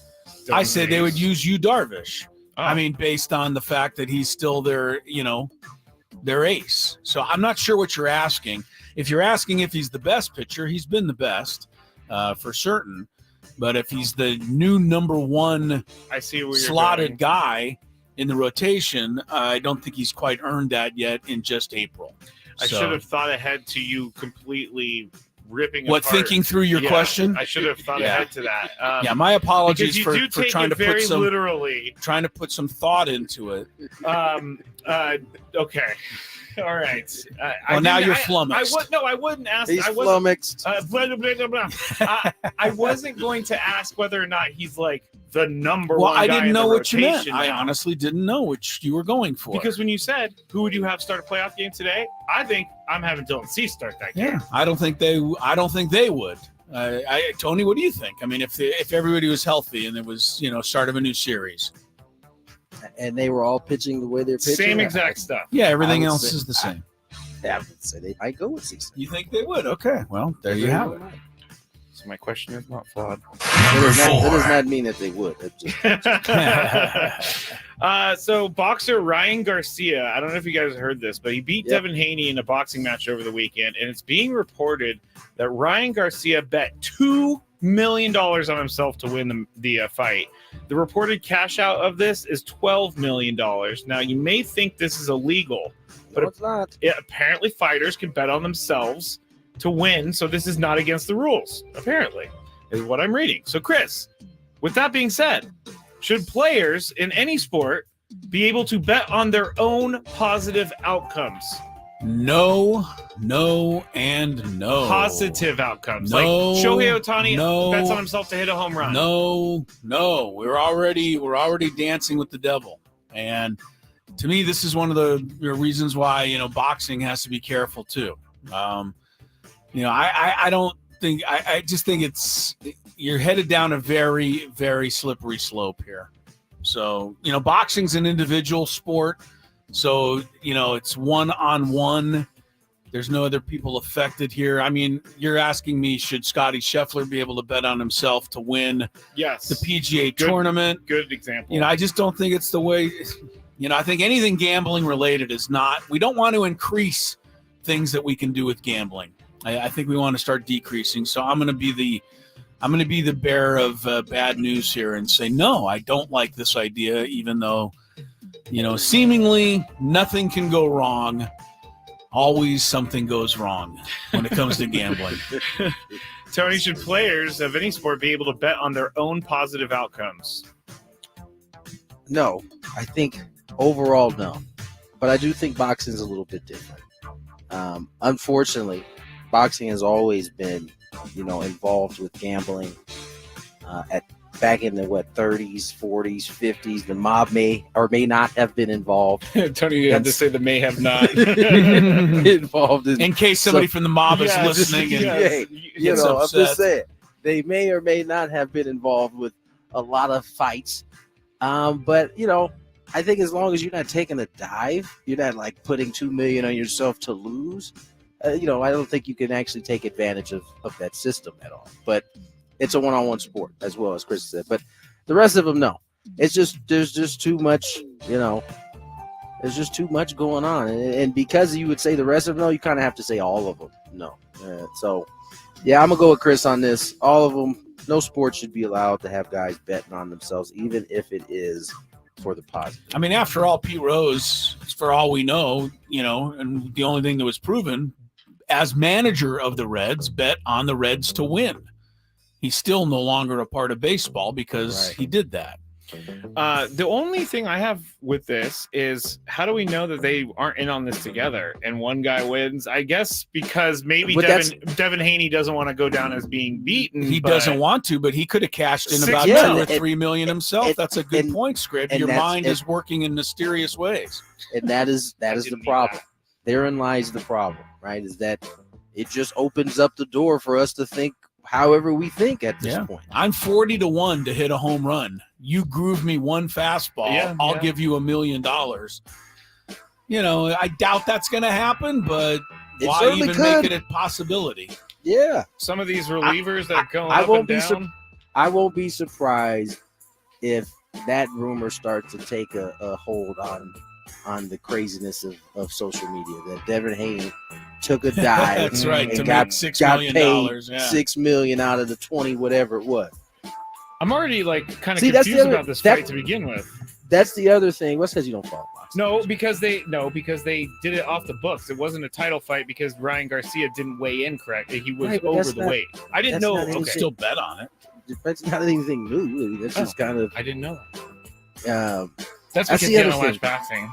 That's the other thing, though. Like, you start to have these issues pop up, your sport loses credibility, right? You can no longer think, oh, it's about These guys want the glory, right? They don't want to look bad. They want to win these games. But now you throw the gambling element into it. Now everybody's like, well, some people do like money more than they like winning. So it's just, I don't know. It's Chris said, it's a dangerous swing. It is. Number 3. And with people thinking along your mischievous That was lines. the first thing I thought. Well, then that, if you thought of it, no doubt some gambler somewhere You has know where thought I of got it. this story from? The guy at 7-Eleven. We were talking about betting, and he brought this up, and I was like, I'm going to use this. Were you today. holding up the line behind you? No, there was have no one this behind me. discussion? There was no one behind me. I wouldn't have ever had that discussion Can't with stand people people behind me. having a discussion with the 7-Eleven I'm with you. cashier. I'm with you. I don't have time for this. He's a very nice guy, and I'm we sure know he each other, is. okay? But the guy behind you taking up has time. somewhere to go. The guy behind me was fine. He was still perusing. All right. Mike Trout is trying his best to help the Angels win, but his manager, Ron Washington, had some words for him. With the bases loaded and a shaky closer, according to the article I read on the mound, Mike Trout stepped in the box with a chance to swing the fortunes of the Angels to a win. Unfortunately, the Angels superstar went down looking at the hands of Craig Kimbrell of the Orioles. Trout saw 4 pitches and never took the bat off of his shoulder. Angels skipper Ron Washington said, quote, bases loaded and the opportunity to at least tie. You've just got to swing the bat, end quote. Tony, do you think Ron Washington is pushing the right buttons here? I don't know if he's pushing the right buttons, but he's speaking the truth. I mean, bases loaded. This is a team that, I think if I'm not mistaken, Anthony Rendon's hurt. Right? Yes, again. Yeah. So they are largely dependent on him. And, 4 pitches and you don't even get one swing off your and I assume this was pretty late in the game. It's to end the game. Ninth inning. Oh, it's even more. You got, once you get 2 strikes on you, you got to at least protect. You can't go down looking. Yeah. In that particular case, to answer your question, Ron Washington is spot on, and it's maybe something that is beneficial to the team that even Mike Trout can get it. It's not just Joe Adele running past the second base and not sliding. Our best player, if he's not doing what he needs to do, I'm sure enough going to let it be known. I don't know anything about Mike Trout, but what kind of guy? I mean, do you know anything, Tony? Like, is he a guy? Have you ever met him? Talk to him a little bit. I think he has some humility to know. I think he's going to take this, and it will. It's not like I'm saying it's going to spark him, lock in, but he'll know where it's coming from. I think, based on what I know of him. Chris. Yes, this is all just further proof of my notion that Mike Trout truly isn't the greatest player in the history of baseball. I've been arguing against him forever, and all he ever does is hit 45 home runs and steal 45 bases every year. But keep in mind that at the very end of the World Baseball Classic, he did strike out against Shohei Ohtani. But that's neither here nor there. I think this is a message Ron Washington was trying to give to the rest of his team as much as he was trying to give it to Mike Trout directly, which is, when we're in a position to win a ball game, we got to have a better at bat there. And hopefully Mike Trout, takes it the right way, and I think he will. It's the difference, just think about where the Angels have been. Those are the type of differences that change you from being where you are to taking strides to be that team, that better team. Yeah, that's a good point. And listen, he swings a bat. It doesn't mean he's going to get a hit, but I think most people in that building probably would have much rather see him swing the bat and make it out than to not even take the bat off his shoulder. Sounds like another superstar in the American League. Don't get me started. I'm in a very good mood today. Okay, Number 2. Quickly move on. Cormani McClain, a 5-star recruit to Colorado last year, is leaving Deion Sanders' program and throwing some shots on his way out. McClain was the top-ranked cornerback in this past year's high school class who entered the transfer portal to find a new home, and he posted a video on YouTube on Saturday where he discussed the Buffalo's program under Sanders. Now, it's a long video, so if you really want to watch it, you can just Google his name, Cormani McClain, and you'll find it. But he said this, quote, I feel like I just don't want to play for clicks. I actually want to be involved with a great leading program that's going to develop players, end quote. And that video is titled Next Step if you want to go watch it. Chris, Do you think this is a message Coach Prime should listen to? I don't know if it is or not, but I will tell you I doubt Dion will listen. Dion's running a show over there that I think is going to eventually be really successful. He's just got to get a bunch of people that all buy into what he's selling. And once he finds that, I think he's going to win, more games than he's going to lose. I think we saw a glimpse of what he's capable of last year. It didn't carry out. They didn't have enough talent to see it through. As far as this young man's concerned, I don't know exactly what happened, but, you would think a cornerback would want to play and listen and learn from Deion Sanders. But, he could be right. Maybe Deion Sanders and he just didn't, hit it off. Maybe there was other guys that Deion thought were better or wanted to spend more time with. So it's probably good for this young man to move on. But I think Deion, he's got to be careful. But I think the certain kind of athlete, he'll eventually track more and more of those down, and I think he'll do fine. Tony, do you think this is a message Coach Prime should listen to? No, I don't. I think, not every player-coach relationship works out. And, we'll see. I think over time we'll know about what's his name? McLean? His last name is McLean. What's his first name? His name is Cormani. We'll learn. He's going to transfer to a school, and we'll find out, if he's on the field. If he's on the field and, able to take care of business the way he's supposed to, and he's playing, and he turns out, okay, then he might have a point that, maybe that wasn't for the program for him. My gut, though, tells me that he's got some maturing to do based on, some of the things that I've read. And that, maybe the discipline part of the program was, not of his liking. So we'll see. Five-star recruits automatically think that they should be getting special treatment. I'm not saying that happened in this case, but I'm assuming that Deion wasn't giving him special treatment, and that's probably something he wasn't fond of. He came in as a 5-star recruit. He didn't start the year right. I think he was not even dressed for something, but then he had that really good game, middle of the season, and it looked like he was starting to figure things out, and then the news of this comes out. So we'll see. I think over time we'll know, as Chris said, where Deion and his program is, and where this young man ends up, how he ends up doing at the next program he's at. All right, I'm not going to take a shot at Deion's I don't want to go into further too much. That's what you were trying to get us to do. Oh, no, I knew you guys were going to say exactly what you guys said. I knew that. Well, I don't want to get into too much further on this, but this is exactly what we're talking about in terms of these kids transferring and having the ability to transfer at the first sign of any trouble. Right. And I think that is not necessary in general. I don't know that's happened with this kid, but in general, it's not a great thing. As Tony said before, he would advise his own daughters, to stick with it, tough it out, be able to battle through some things that don't go your way. But too often kids are just having one hiccup along the way and they're off for greener pastures. And I don't know that that's great for the kids themselves. The kids. Number 1. The NBA is looking into an incident that took place after the Nuggets Game 2 win over the Lakers last night, and it reportedly... Why are you laughing? Because I read about this morning. And it reportedly involved Nikola Jokic's brothers, per The Athletic. A video on social media shows an altercation where a man wearing a Jokic jersey, reported to be one of the two-time MVP's older brothers, who are big as hell. Oh my goodness, these guys are monsters, and they look like they're scary. They're like the last people I would ever want to mess with in my entire life. Strahinja Jokic, in the video, punches another man allegedly in. Let me start that over. Allegedly, Strahinja Jokic punches another man in the face while in the stands. If that is confirmed that he is in the video, it wouldn't be the first time he's been involved in physical altercations.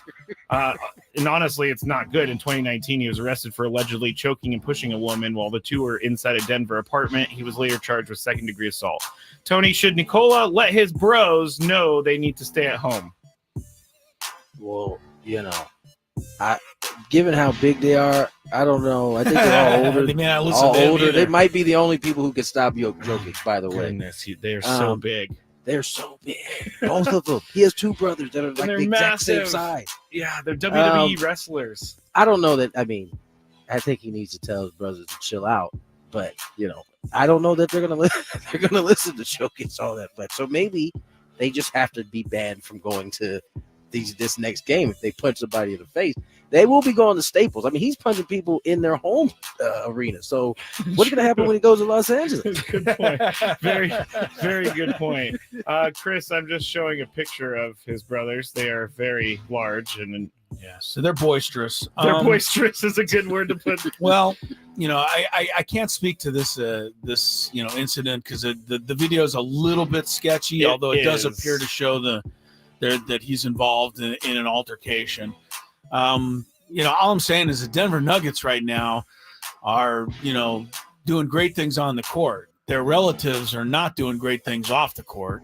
Michael Porter Jr.'s relatives, brothers, two of them. I mean, have been, one's out of the league. The other one got arrested for gambling. Yeah. One's for gambling, and one got arrested for something else. I think Michael Porter reckless driving. Thank you. I think he was involved in the death of somebody. Anyway, I don't know that this has anything to do with Jokic. I think he talks to his brothers and asks them to try to calm down, or at the very least, get them a suite to sit in. He's got the money. I mean, he's got if they want. He should have the pull. Well, tell them no. You guys can't until you show you can behave yourself. I'm sticking you in a suite. Hey, listen, let me tell you guys. That's it. When the Padres played at Qualcomm, they had the dugout seats were like right behind. You could kind of see them on TV, and that was like the one room where my dad was like, "If you guys act up back there, and I see you guys acting like idiots, you will never sit down there again. I don't care. I don't care who it is. I don't care who you have with you. No, that's a great call. You are a representative of me, and so don't go in there acting like an idiot. Just act like you would treat your home the same way you treat this place." And so I knew that even when that camera was only on from the pitcher throwing it to the catcher, I was on notice. Good job by Tony Sr. That is good. And that's the same thing Jokic can do. I mean, you guys keep getting involved in stuff. I'm putting you in a suite. And you sit up there and watch the game. You guys, I'm sending you up to the suite. This is really a punishment. I mean, come on, you have to watch the game from a suite. Well, Nicola, we want to be on the court. Yeah, no. Answer no. You're gonna tell me no? Yes, I'm going to tell you no. I almost turned into the Hulk there for a second. Yes, you scared me. All right, that is it for the Big Five. When we get back, your chance to win a qualification for a trip to Las Vegas. If you beat Chris and Chris versus the Fans, 833-288-0973. Call now. Thanks for calling Discover. This is Gabby. Hey, Gabby. It's Jennifer Coolidge. Hi. I'm so glad I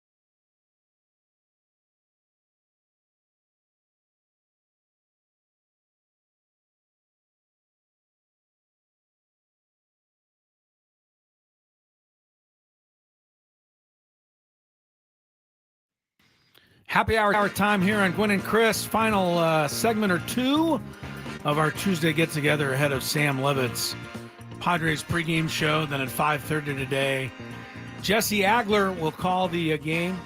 Tony Gwynn Jr. will have the color commentary right here on 97.3 The Fan. Although you never know. Maybe we'll get a little more Tony Gwynn play-by-play, as we did for the first time yesterday. Oh, I've listened to it. It's fantastic. We are going to play some of that for you here in just a little bit. If you happen to miss any of Tony's play-by-play debut, he was forced into action yesterday as Jesse ended up getting back to the booth a little late. Yeah. And so Tony had to fill in, and we'll play, like I said, we'll play a little of that for you coming up shortly. But right now we've got a game of Chris versus the Fans to get to. Chance for you to qualify for that grand prize. 2-night stay at the Westgate Las Vegas Resort and Casino, plus 2 tickets to see soon-to-be Hall of Famers Kool and the Gang. Did you know, Skraby, Kool and the Gang will be inducted into the Rock and Roll Hall of Fame this year? Wow, I did not know that. 2024 inductee. Wow. Kool and the Gang. They're back by popular demand after multiple sold-out shows. The legendary funk group will return to the stage at the Westgate Las Vegas Resort and Casino with their residency through 2024. Get your tickets now at Ticketmaster.com or win a pair in our lucky drawing. That includes a trip to the Westgate Las Vegas Resort and Casino, which features newly designed premier rooms, part of their $70 million room renovations. It's all home of legendary Vegas fun. If you had one shot, one opportunity to take down the human almanac himself, howdy do. Now is your time. Listen to me, this guy is dangerous. Now is your opportunity to win a prize. Well, I hope you know what you're in for. Chris versus the Fans starts now on 97.3 The Fan. All right. Skraby, can you answer me again? What? Who is the voice behind this guy? He's dangerous. It's not Christopher Walken. It is too. It's Sly Stallone. There is no way that's Sylvester Stallone. I listened carefully in my earbuds We've done that this time. 1,000 times. Yes, we have, and I'm going to stick with it. It's not Christopher Walken. Christopher Walken has a distinctive voice, which they made fun of during the Super Bowl this year in those Super Bowl ads. I didn't watch any ads. You didn't see those ads? No. Where everybody was trying to do their best Christopher Walken imitation in front of Christopher Walken. I don't remember. And he was that like, there's only one Christopher Walken, and there was only one Buick or whatever he was selling. All I can remember is in that movie Catch Me If You Can, when he's talking about the little mouse that churned the cream. And then he went on to say, this guy, he's dangerous. No, he did not. The rules, you have to make it through 3 questions. Each question will get more difficult. If you get the question right, you move on. If you get the question wrong and Chris gets it right, you're eliminated. But if Chris gets it wrong, then you move on to the next question or you win. If you're a first-time player, let us know before the first question, and you will get that for free today. All right. We had a good round yesterday. We did. And then a nice winning performance was turned in at the end of the round. I don't remember who it was, but I'm sure they do. What? I said I don't remember the name of the winner yesterday, but I said I'm sure they remember. Sorry, yes. I blanked for a second. I just completely left my body for about 3 seconds, Chris. You had an outer body experience? I have no idea where my brain went. We are live on the radio. All right, let's get to Brendan right now. Hello, Brendan. Hey, guys. How's it going? Hey, Brendan. Pretty good, pretty good. Lead us off today. Are you ready to play? Yeah, I got a quick question. What's that? Should I start Michael King tonight at Coors? Who's your options? I wouldn't even care about his options. I've got multiple pitchers, but I'm so torn to sit him just because of Dylan Cease last night. I just don't see it happening I say again. start Michael King and have something to cheer for. Yeah, well, I don't. Yeah, I like to start people for those reasons, but I do like to start them in a place where the Rockies have scored 5 runs in their last 4 games. That's true. Yeah, I think you're pretty safe. Go Pod. All right, thanks. I like that fancy advice with yes, Skraby and I love Skraby Chris. giving the advice like he knows what he's talking about. I do. I'm the champ. Remember, champ is here, bro. 16 minutes of suck. Your new name. My team's really bad this year. Anyway, all right, here we go, Brendan. Question number 1. Hopefully you're just listening to us, but we talked about it. Who just announced their divorce from Darren Waller?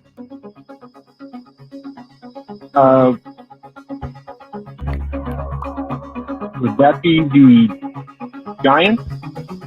Oh, he's saying a team. The Giants. No. What person? Do you know what just person announced their divorce from Darren Waller? Darren Waller? Yeah. Oh, God. I'm out, guys. I wasn't listening. Kelsey Plum. Yes, you are correct. The San Diego area WNBA star. She and Darren Waller are getting divorced. Good luck to you in your fantasy tonight there. Yes, though, I will be Brendan. thinking about you during a Michael King start tonight. Yeah. All right, here we go to our next contestant, Dan in Encinitas. What's up, Dan? All right. First rule, turn down your radio. While he turns down his radio, let's get to somebody else who has turned their radio down. To Alec and Poway. Alec. Right. Hello. Hello. Second rule, make sure you are paying attention when your name is called. Let's go to our We're learning next a lot of the contestant. rules today. Let's go to Joseph. Joseph, are you there? Joseph. I am here. All right. very good. Thank you. Are you ready to play? Roll. Yeah, let's ready. get it going. All right, here we go. Let's see here. Caitlin Clark was drafted by what WNBA team? Oh, Skraby. This is national news. I know it was. I don't know the team. It's Indiana, I feel like. But I'll give you Indiana. Yeah, good enough. I'll give good you enough. Indiana. Indiana Fever. Yes. And for all you chatters out there, guarantee you Joseph is not cheating, okay? Just making sure everybody knows. Don't bring it up if it's not even a remote chance. No, to I happen. see the chat go off and I'm like, Stop looking at the chat. Do your show. And I'm part of the chat. He is part of the chat. There you go. All right. Let's do this. Joe DiMaggio holds the record for consecutive games with a hit. Who is second on that list with 44 games? I have no idea. I'll go with our good old Tony Gwynn. Tony Gwynn. Sorry, Joseph. I was alive when this streak was happening. Oh, wow. And it was a big deal. Was it? Oh, yes. I don't know if it would be as big a deal nowadays, but Pete Rose is the answer. And he got up to 44. And I mean, every day, every at bat, it was all about Pete Rose and whether or not he'd keep his streak going. Makes sense. And he eventually, he's such a competitor. He was mad at the Atlanta Braves closer, whose name was Gene Garber, a right-hander, who came in the ninth inning for Pete's final at bat in the 45th game. And he got Pete to line out to left field, I think it was. And Pete Rose was just livid, saying, he was pitching me like it was the World Series. Like Pete was like, he should have just laid one in there so I could get a hit. But Pete probably had a bet on it. There it is. Anyway, 44 in a row, Pete Rose was the guy. All right. It was extraordinary at that time. 1978, I believe. I can't remember what who the last player with a long streak was. Yeah, Paul Molitor got in the high 30s. Ooh, that's pretty good. I'd have to look. But don't worry about it. It's crazy how hard it is to get a big hitting. Jimmy Rollins, I think, had a 38. Oh, that's pretty. Yeah, I do remember something about that. Anyway, Yeah. All right, let's get to our next contestant. We're going to go to Bill in San Diego. Bill, are you there? Yes, I'm here. All right, let's get playing. Here's question number 1. We've talked about her, but Kelsey Plum plays for what WNBA team? Is it Las Vegas? Very Correct. good. Very good. You know more about the WNBA than you thought. Yes. All right, here we go. Question number 2. Who holds the record for most home runs as a rookie?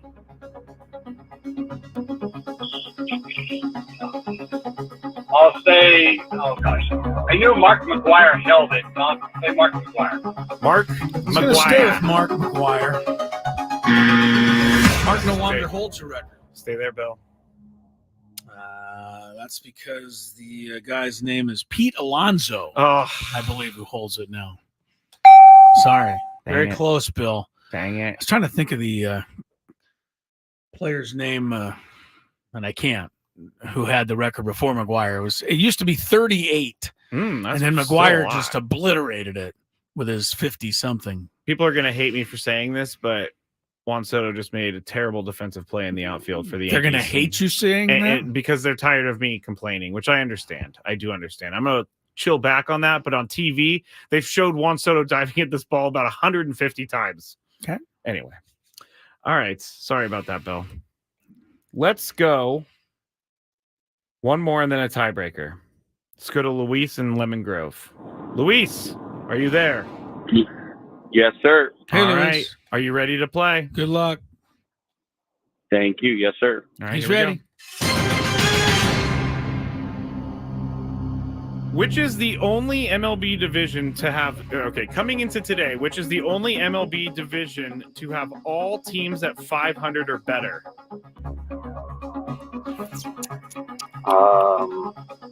Let's go AL East. AL East is a good guess. That is correct. They're all 500 or better there, huh? The Rays are 12-12. And they're in the cellar. They're in the cellar. Where I picked them this year. Where you picked them. Yes, Yeah, you did. we'll see if they stay there, though. All right, Luis, here we go. Question number 2.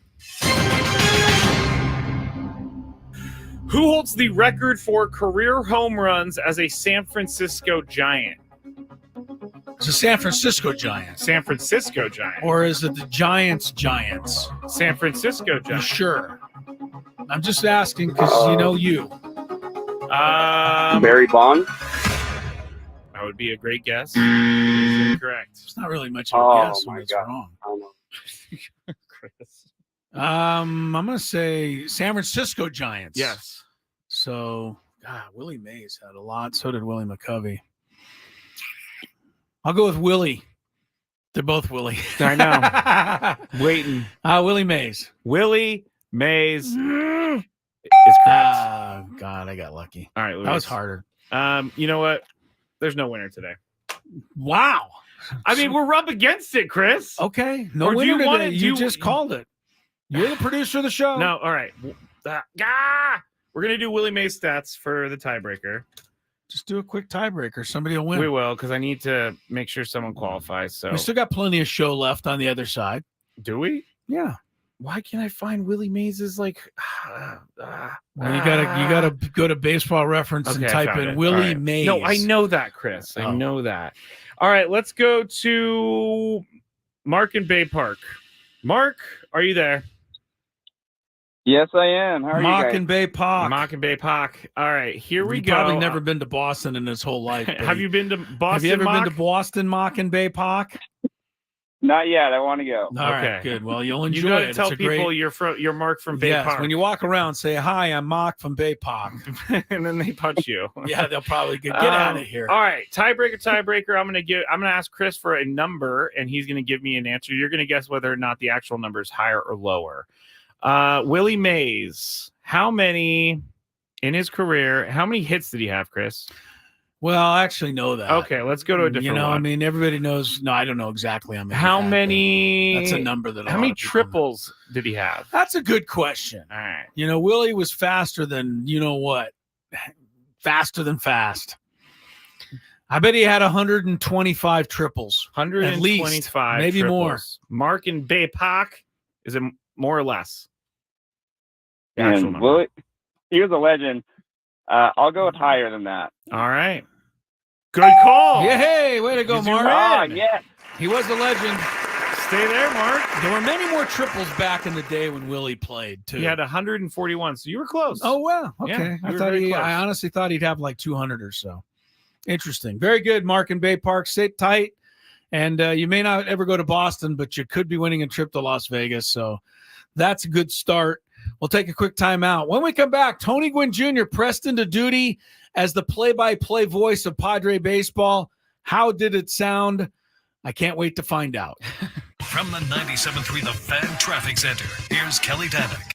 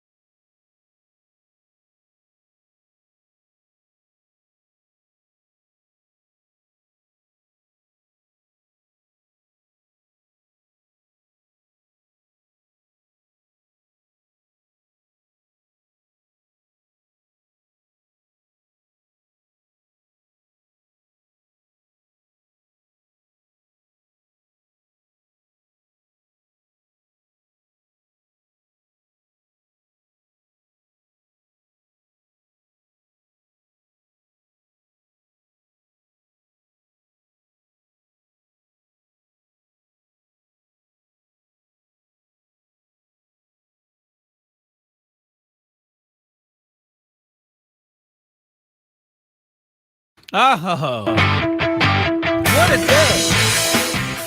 Good couple of hours inside Gwynn and Chris today.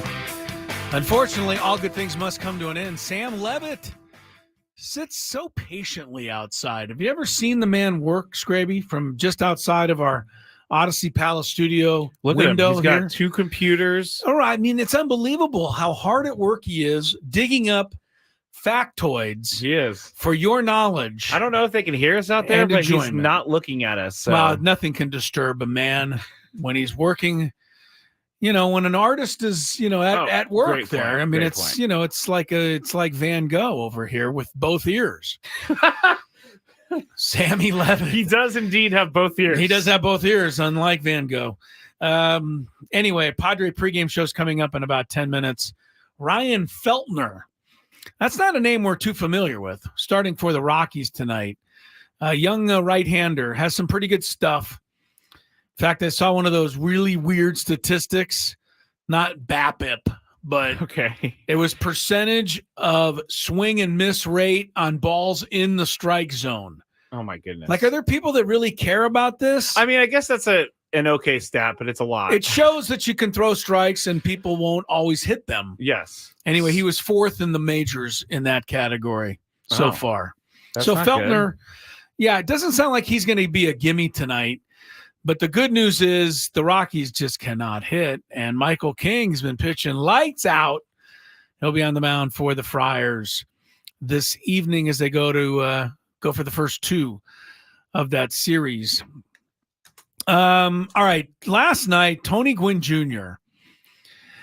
Look, you guys got to – Tony, this is his 6th year on this show, and maybe his 4th year – in the booth every day with Jesse, and you did a couple of years. Well, we're in 2024, and he was definitely an everyday guy in 2020. So, but you know what I'm saying? 4 or 5 years. Even with that said, Tony Gwynn, he's a natural athlete. I'm not speaking out of turn here. He's a natural athlete. Like, I'm a broadcaster by trade. Tony is He's still learning the broadcasting trade all the time. He's always picking up nuances. We can tell you, well, we don't have to tell you because you hear the show. Yes. He's gotten so much, just so much better, so much more confident. He's always fun and entertaining. Yeah.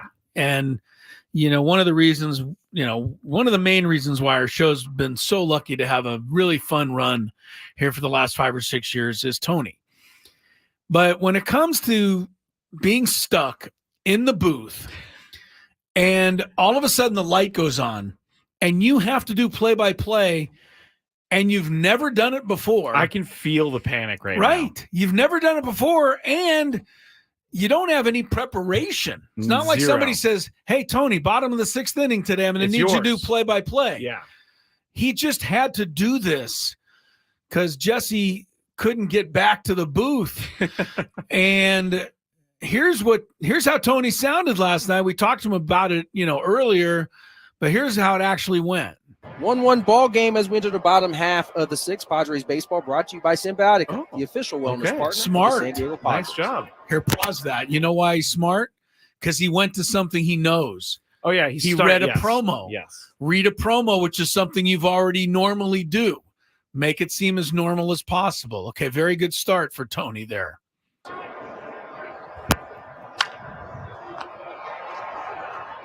Brendan Rodgers leading off the inning. Hard shot to Eggy Rosario. Fields it cleanly over to first for out number 1 here in the 6th. All right, he recovered. He recovered okay, but I love him. I love him dearly, so that's why I can poke fun at him a little. 0 for 1 on the night. But let's go back to the ground. Can we go back to the ground ball? Okay. Because unfortunately, the ball got hit about 30 seconds before he realized he had to tell us what was going on. Here we go.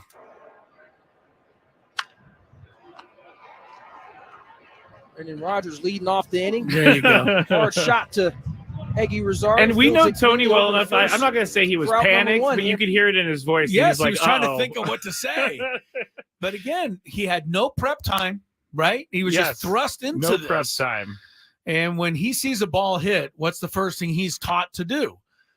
Shut up. Yeah, he's a color guy. He doesn't talk during the play. Yeah. But so when the ball was hit there, completely foreign for him, It took him a minute. Okay, so then he carries on. He got one more at bat here. First pitch to Bouchard. Catches the outside corner for strike one. Now good. he's a natural. Now he's getting it. Yeah. He did tell us he needed to film a little bit more. Right. He was searching. 0-1. Oh, there we go. Outside to Bouchard. Bouchard, a San Diego native. Oh, here we go. Had a little background. For the injured Chris Bryant. Very good. Here's the 1-1. Nice info. In the dirt. Ball 2. Dylan Cease has been absolutely nasty in this At this outing. point, he's got it. 5 1/3. Starting to get it. 1 hit. Starting to get 1 run. starting to get no good walks, to him now. Yeah. 5 punchies Oh, yeah, he's feeling so good. far. The 2-1 to Bouchard. Catches the outside corner at 97.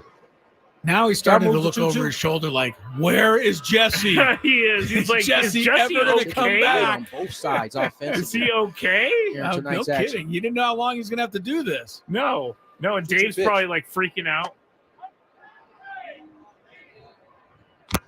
Oh, sounded as though home plate umpire Doug Eddings called strike 3. Camposano threw it down to first base only to find out that it was actually ruled a ball.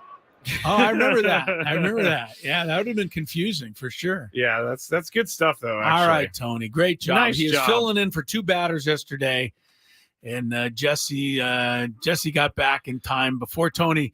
Tony did a hell of a job. And that's also, so tough to do. I can tell you. Yes, I've called a little bit of play-by-play, and it's not easy. Right.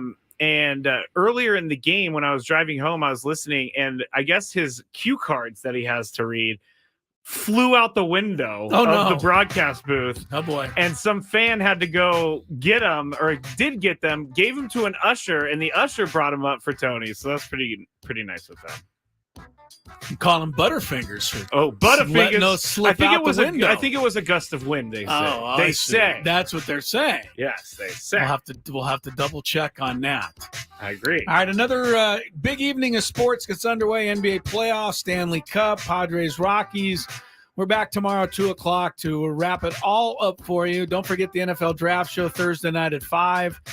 But for now, it's Sam Levitt and the Padre pregame show. For Tony and Skraby, it's Chris.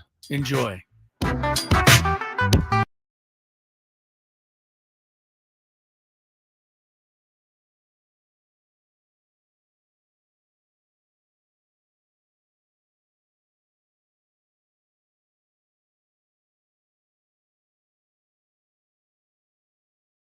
Hey, everybody, it's Skraby here for SD Fat Loss, and I'm just going to get right to it. I lost 40 pounds with SD Fat Loss, and I am continuing